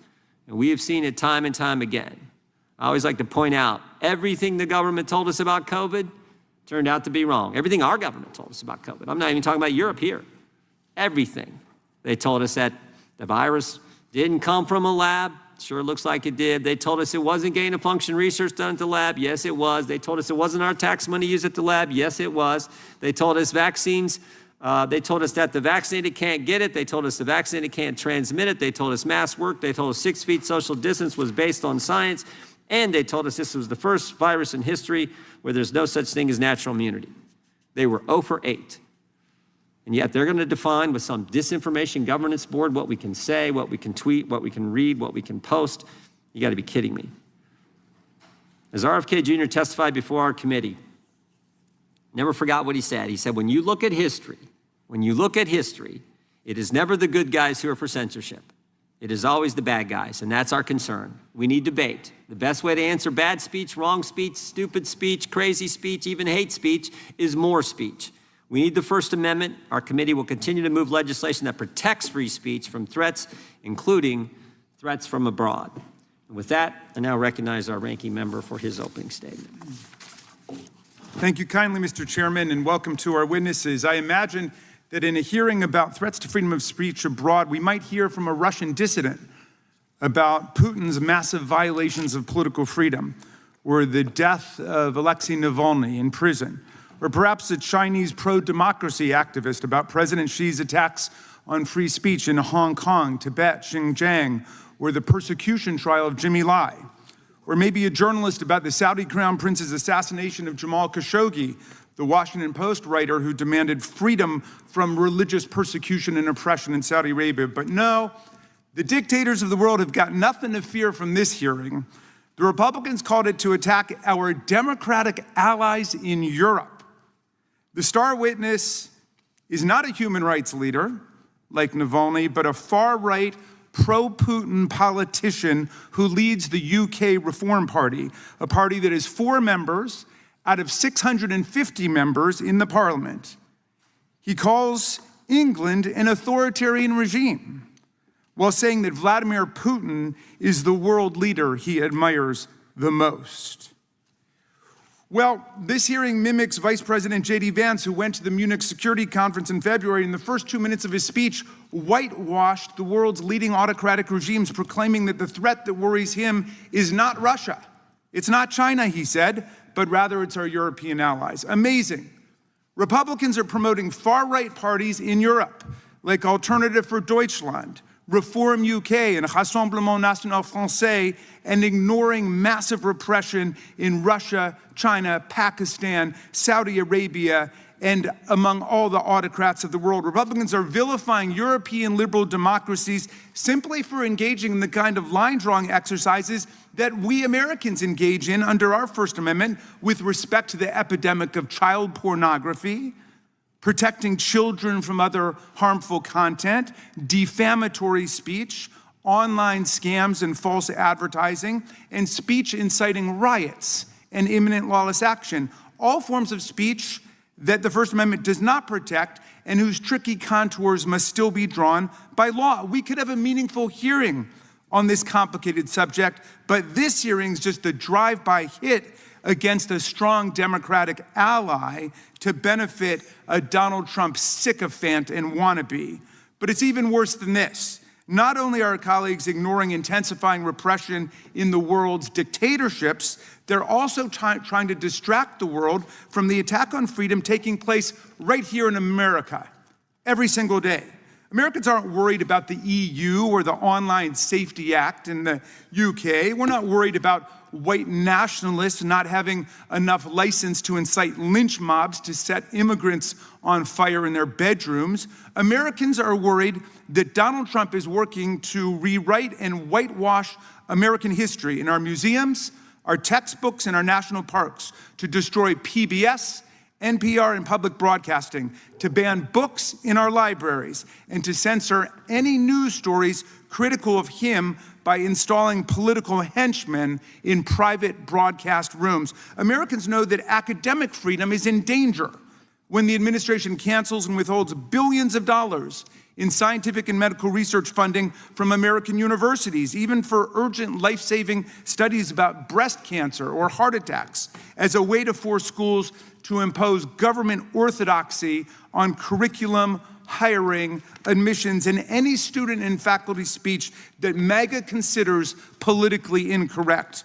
Americans see Trump trying to harass, intimidate, control, and shut down the press, like ABC, CBS, NBC, NPR, and PBS. The Republican-controlled FCC essentially blackmailed media companies Skydance and Paramount into agreeing to install a spy, a monitor, a minder, I think the Brits might say, to police CBS news programs to make sure that they are being sufficiently Trumpy in giving us the news in order to get approval of a merger from FCC. Meanwhile, Trump sued 60 Minutes and CBS personally for $20 billion for the frivolous cause of action that he thought an interview with Kamala Harris was edited too favorably, and then walked away with a cool $16 million in a shakedown settlement for his library, all part of a now familiar pattern. When Trump doesn't like the news, he sues the broadcaster and unleashes the FCC on them until they pay up and agree to a government spy stationed in their office. Free speech is so much in danger in the US today that if the government tries to violate our rights, we might not even be able to find a lawyer to defend ourselves because Trump is systematically exacting retribution against law firms that represent anyone on the other side of a case against him. Look, our country loves free speech. We fight for free speech. We fought for free speech, and we know it's in danger when students who are lawfully in the United States are taken off the street and arrested without warrants by masked federal agents in unmarked cars for writing an article or attending a rally that Stephen Miller doesn't like. Free speech is in danger when visitors to our country have their social media accounts screened at the border for any criticism of Donald Trump. Free speech is in danger when To Kill a Mockingbird, The Handmaid's Tale, 1984, and The Kite Runner are banned from our schools and libraries across the country, and even families defending our freedom abroad have to fight for their kids' right to read freely in public schools run by the Department of Defense. Freedom's in danger when the administration tramples the civil service rights of hundreds of thousands of nonpartisan expert civil servants.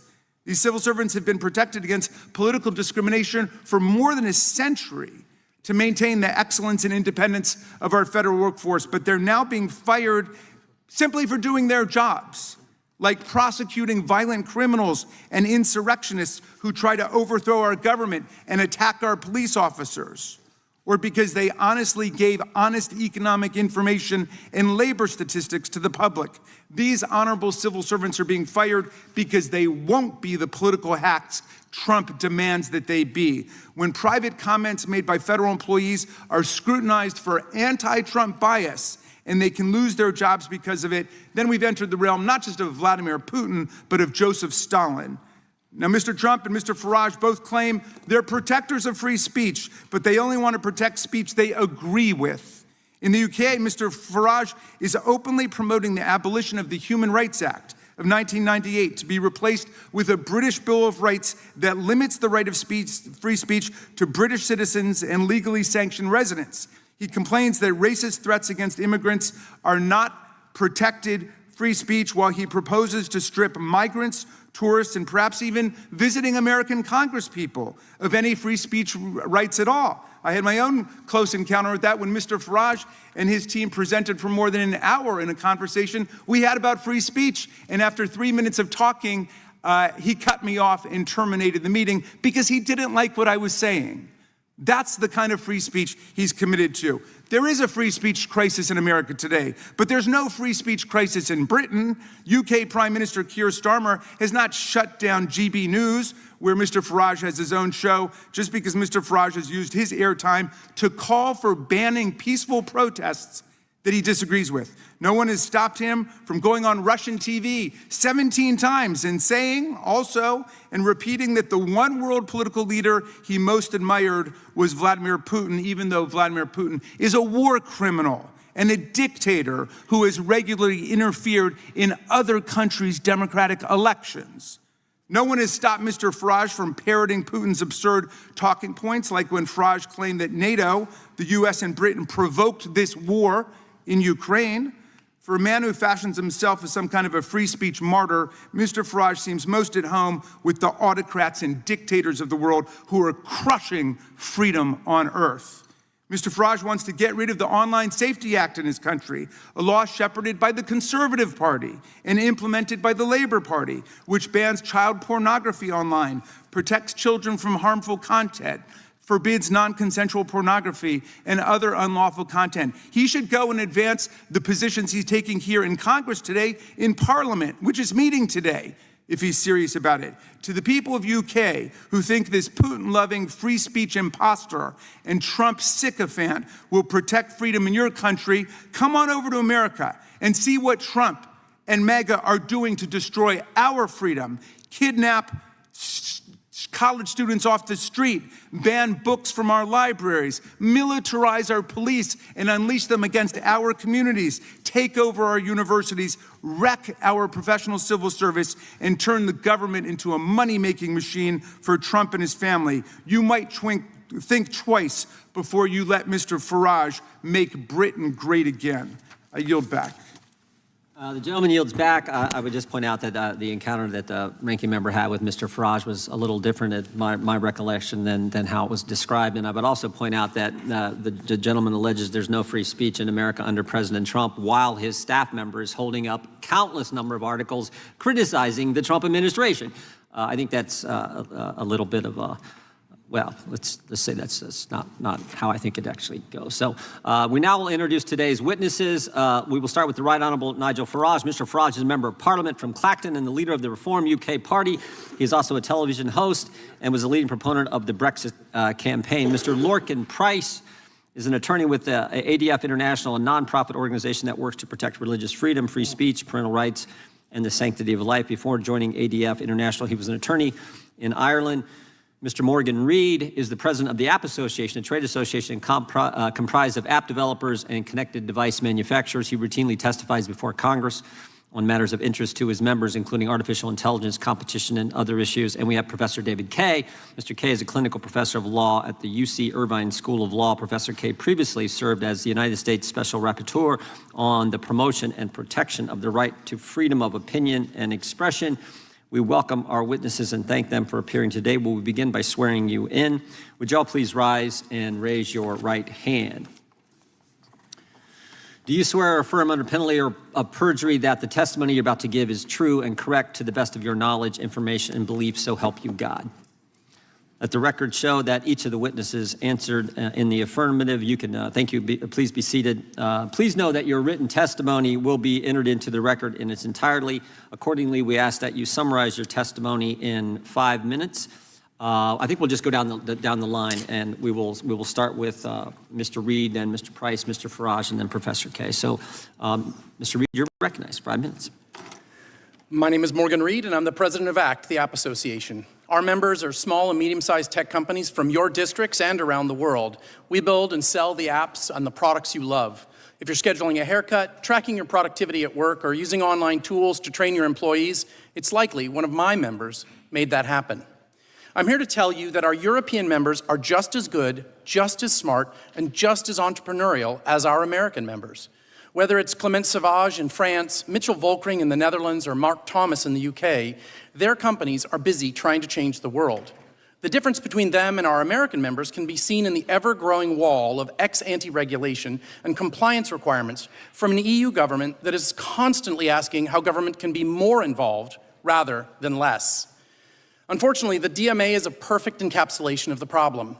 Ostensibly, it exists to make it easier for EU companies to compete with the US tech lead. Instead, it just creates leadership in red tape. Small companies find value in the bigger platforms for three boring and absolutely vital reasons. They need to offload overhead, have access to a global market, and have customer trust. Because small businesses are always overworked and undermanned. For us, offloading overhead is critical. A small business is trying to ship a product, not learn about tax laws in 160 countries. We don't want to sign multiple contracts with middlemen to handle shipping or web storage, or send bills to dozens of different platforms, each with their own PO system. Small businesses need to focus their time on serving the customer to compete.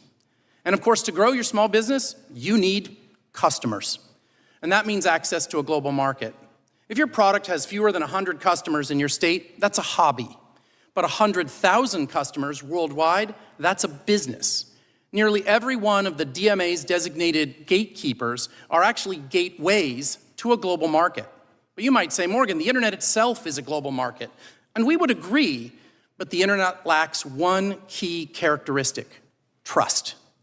Today, many of us take for granted the measures of keeping malware and other harmful content off of our devices and off of our shopping sites. But DMA threatens to change this by forcing companies to roll out the red carpet for bad actors. As a result, consumers will rationally steer away from startups and small developers they've never heard of and towards larger, more established rivals that spend millions on marketing and buy Super Bowl ads to build their brand. Don't forget who's pushing the DMA. It's companies like Spotify, Yelp, DuckDuckGo, companies you've heard of. And just in case you think I'm exaggerating, the first business to take advantage of the DMA's requirements wasn't some brilliant startup being kept down by big tech. It was an app called Hot Tub, a porn aggregator that can now be sideloaded and could even operate without parental controls. This is the most damaging aspect of the DMA.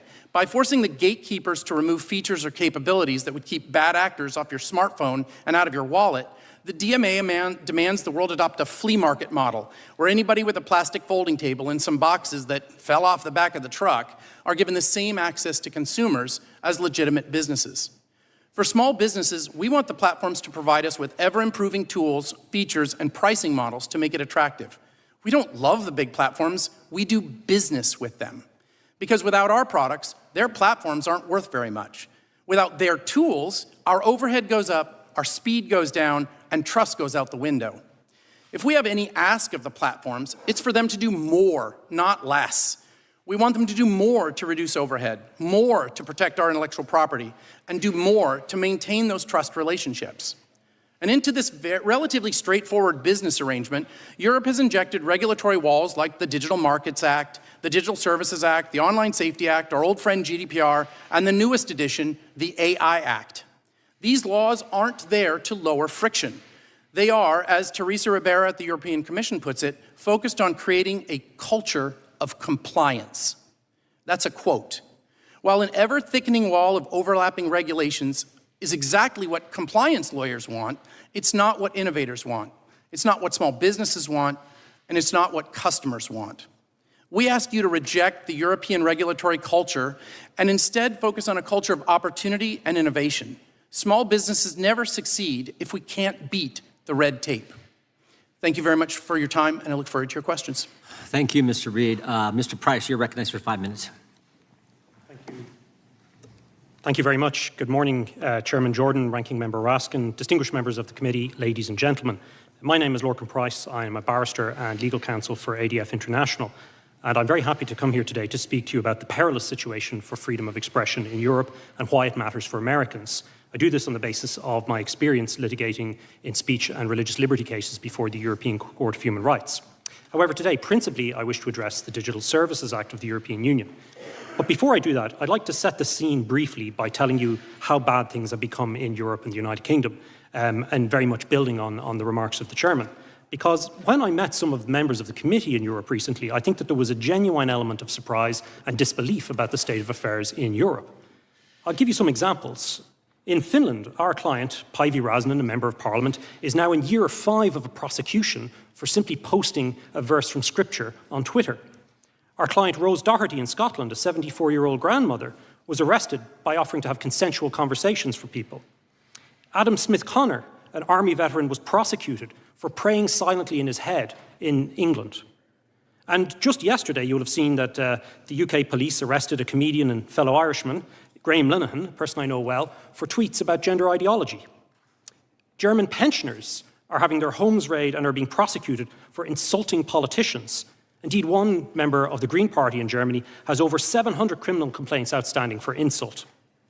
What's happening in Europe is, as Vice President Vance said on St. Valentine's Day in Munich, a serious retreat from a fundamental value, that of free speech. It's a sign that our European political elite has lost control of the narrative, and the Digital Services Act is the response to that, an increasingly desperate attempt to suppress growing public discontent. Why should this matter for Americans? Why should you be concerned? Because of the worldwide reach of European law, the so-called Brussels effect changes regulation in every area that the European Union chooses to regulate. And now they've entered the business of regulating speech. And they're very proud of the so-called Brussels effect when you ask them about it. This new EU law is essentially an anti-speech law. And when you read the case law of the European Court of Justice, statements from senior officials, and the provisions of the Digital Services Act, you can see everything is there to create a digital censorship industrial complex. We see a whole structure of trusted flaggers, codes of conduct on so-called hate speech and misinformation, content moderation for so-called systemic risks. Much of this is hidden in bland technocratic language in the DSA, and our written submissions go into some of the problems associated with it. But it constitutes nothing more than an attempt to bring Brussels regulation of speech onto a global stage. Furthermore, when the European Union is now negotiating trade deals, including with your neighbours to the north in Canada, they insist that the Digital Services Act is part of that. So it's very clearly a global intent. It means that the European Union will set the global standard when it comes to speech. And because of the laws that I just outlined in Europe, the type of prosecutions we're seeing, it's an extremely low standard. It draws, I would suggest to you, a digital curtain where once there was an iron curtain. And US companies bear the brunt disproportionately of this. They're hijacked by the DSA to become essentially the EU's global censorship police, whether they like it or not. The DSA contains expansive powers of investigation, huge compliance costs, and crippling fines if they're found to be non-compliant for removing so-called illegal content. Indeed, I commend your committee's report recently on showing the bias at the heart of the system. As we speak, companies are having to make a decision, an invidious decision between whether or not they defend German pensioners criticising politicians or they comply with the European Commission and with national laws. We know from COVID censorship which is the most likely route they take. Compliance is easier and cheaper, but it is not good for speech. Indeed, yesterday I was just informed by a senior lawyer for a major US company that the Germans are prosecuting a 14-year-old boy for a mild online post. They want the identity of another post outside Germany, and they've launched criminal proceedings against US employees of this company for refusing to pass over the identity information. That's the attitude we're dealing with. We've seen it from Thierry Breton, from others in the European Commission. They want this censorship power and they want it globally. The digital square is one of the great gifts from the United States to the world. It has been transformative for our political discussion. But the EU wants to make itself the sheriff of the square, and it's armed itself with powerful tools. And there are more to come, unfortunately, including the Democracy Shield. I agree with Ranking Member Raskin that it is sad when close allies and democracies do this kind of thing, and we must call them out for it. We must take a stand against this new censorship wave. Democracy requires free speech. I'm looking forward to our discussion and any questions you may have. Thank you, Mr. Price. The Right Honourable Member of Parliament, Mr Farage, is recognised.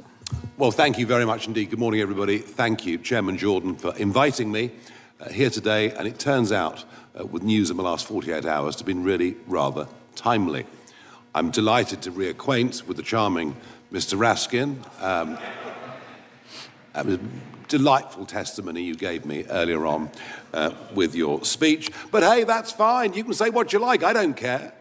Because that's what free speech is. And in a sense, This has all been going wrong now for a couple of decades. We've kind of forgotten the Voltairean principles that we'll fight and defend to the death your right to say something that we fundamentally disagree with. That is the absolute foundation, if you think about it, of free speech, of democracy, of living in freedom. It's kind of why we fought 2 world wars at massive, massive cost to defend that very principle for ourselves and for many, many others around the country. And I first became worried about all this with cancel culture. You know, the idea that we can't have this speaker go to a university because some people might be offended by what he or she have to say. It is important to note that there is not a parent in the United Kingdom, and I would guess it's the same for America too, that is not concerned about content their children as minors can find on the internet. Not a single parent that is not concerned about this. But at the moment, we're not finding the right solutions. I do myself begin to think that hardware might be one of the solutions, that laptops, that handsets could be programmed so that many, many apps and many, many services simply aren't available from these devices. But what we've done is to go down the legislative route. And it's extraordinary that, you know, I come from the land of Magna Carta. I come from the land that gave us the mother of parliaments. And it doesn't give me any great joy to be sitting in America and describing the really awful authoritarian situation that we have now sunk into. J.D. Vance did us all a service at the Munich Security Conference back in February this year. He really got this debate up and running, and it's a vital one. We've run on since then. The Online Safety Act was put in place by the last Conservative government. I don't doubt for a minute they're good intentions, but sometimes the road to hell is paved with those good intentions. And we are now where we are. We have a couple of very famous cases. We, of course, have Lucy Connolly, who put out an intemperate tweet after the savage murder of those 3 beautiful young girls, she herself, a mother who had lost a child. It was intemperate, it was wrong, but she removed it 3.5 hours later, sentenced to 31 months in prison. She's now out, having served 40% of the time. I wanted to bring her with me today as living proof of what can go wrong. Sadly, the restrictions that have been put on her banned her from making the trip, which is a very, very great shame. And we, of course, have the extraordinary events that we understood yesterday of Graham Linehan, the comedic writer, and he put out some tweets months ago when he was in Arizona, and months later he arrives at Heathrow Airport to be met by 5 armed police. Armed police, not a big deal in the USA, a very big deal in the United Kingdom. 5 of them. And he was arrested and taken away for questioning. He's not even a British citizen. He's an Irish citizen. This could happen to any American man or woman that goes to Heathrow that has said things online that the British government and British police don't like. It is a potentially big threat to tech bosses, to many, many others.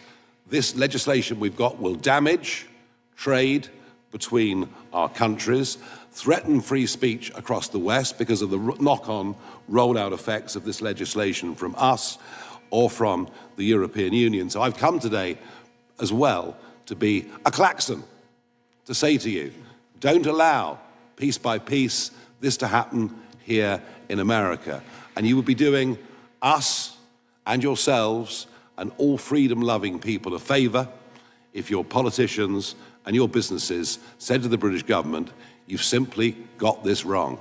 At what point did we become North Korea? Well, I think the Irish comedy writer found that out 2 days ago at Heathrow Airport. This is a genuinely worrying, concerning, and shocking situation. And I thank you for the opportunity to come here today. Thank you, Mr. Farage. Well said. Thank you, Mr. Farage. Professor Kaye, you're recognized for 5 minutes. Chairman Jordan, Ranking Member Raskin, members of the committee, thank you for the invitation to appear before you. I ask that my written statement be entered into the record. My name is David Kaye. I'm a law professor at the University of California, Irvine, where I research and teach in international law. I know something about censorship. From 2014 to 2020, I was the United Nations Special Rapporteur on Freedom of Opinion and Expression. In that role, I monitored a growing global assault on free speech. Among other things, I led a landmark effort to call out China's attacks on civil society. I detailed repression of media and criticism in Putin's Russia. I condemned Iran's suppression of dissent, and I even criticized democratic governments when they sought to force platforms to take down lawful speech. That is censorship, violations of the human right to 1992. Inspired by the First Amendment, it guarantees a speaker's rights and the rights of everyone to access information. So it pains me that the United States, the country that had my back as Special Rapporteur, the land of the First Amendment's make no law, now leads the charge to undermine freedom of speech and of the press. The threat is real, live, and I think shocking given our nation's historic commitments. The administration follows a well-worn path. A few examples. The silencing of scientists and public health officials. Just last week, the head of the CDC was fired because she would not agree to change her conclusions about vaccines. The administration has scrubbed websites that doctors and parents use to make decisions. Censoring and punishing speech of visitors. In visa interviews and at the border, there are increasing reports of officers screening visitors according to their social media activity or detaining and deporting based on speech and op-eds. And the repeated assaults on the media, as we've seen attacks on public broadcasting, frivolous lawsuits against media outlets, and the decimation of Voice of America. This is the tip of an iceberg of censorship that should concern this committee and every American. Yet US officials who claim to be free speech warriors are spending their time looking abroad. Now, I know of nobody who argues that EU and British laws on speech are perfect. Still, the EU Digital Services Act and the UK Online Safety Act respond to problems both sides of the aisle in Congress have found serious but have yet to address: the enormous, opaque, and unaccountable power of a small number of massive tech companies over our information environments. The EU answered the question of massive platform power not by claiming new powers to take down content or accounts. It adopted new rules to empower users, including by requiring notice and an opportunity to appeal content moderation decisions. The Online Safety Act, championed by Labor and conservative parties, was widely popular as an attempt to hold big tech accountable. It does have elements that concern me, yet whatever faults it might have, it, like any other British law, is subject to legal challenge and review by courts for any violation of fundamental rights, just as we would expect of any democracy. Neither established censorship regimes. I encourage members of this committee to consider two things. First, instead of criticizing allied democracies, consider the kinds of content online that you find objectionable. Maybe it's anti-Semitic or Islamophobic content, misogyny, child endangerment, content glorifying terrorism or inciting violence. How do you propose to address those in a way that is consistent with free speech values? That's not an easy question, and it can't be waved away with just 3 words: because free speech.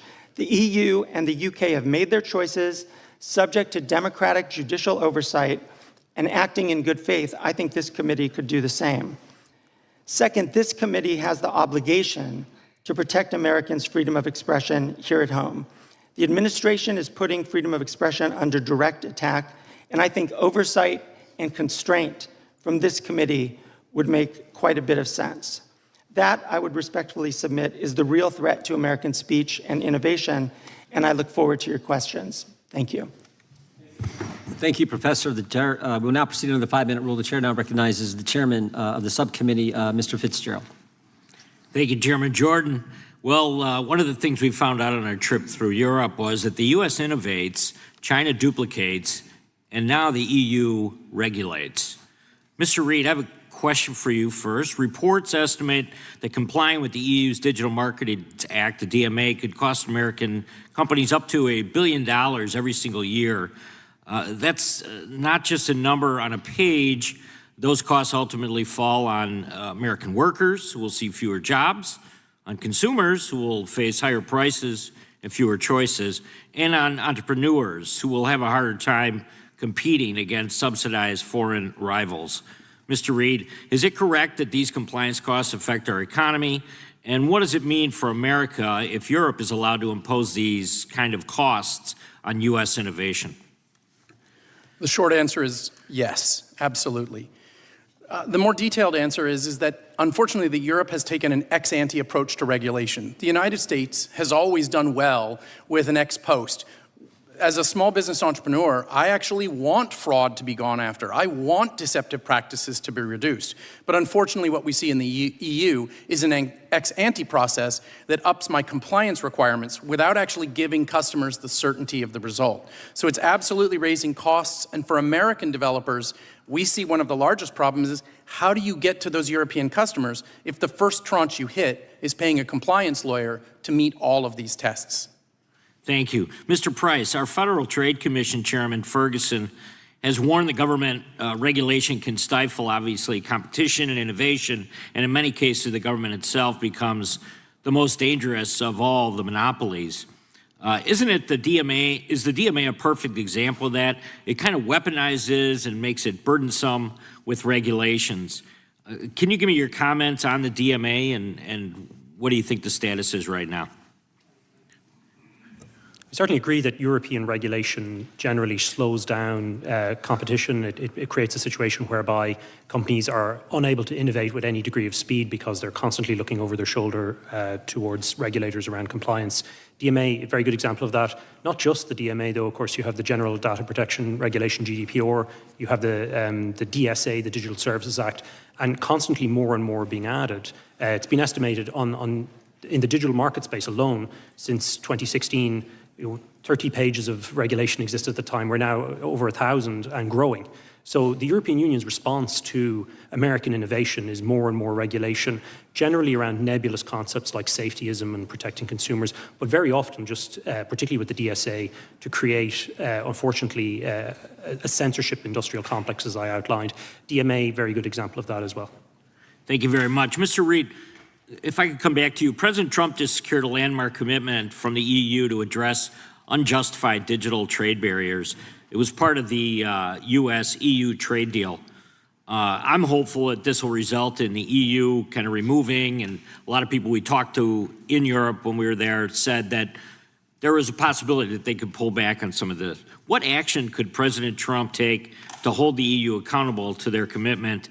And are there additional enforcement tools that Congress could provide to make that happen? Well, I think, Congressman Fitzgerald, you've done great work in reaching out and sending letters to make it clear what the position of the United States government is on these issues.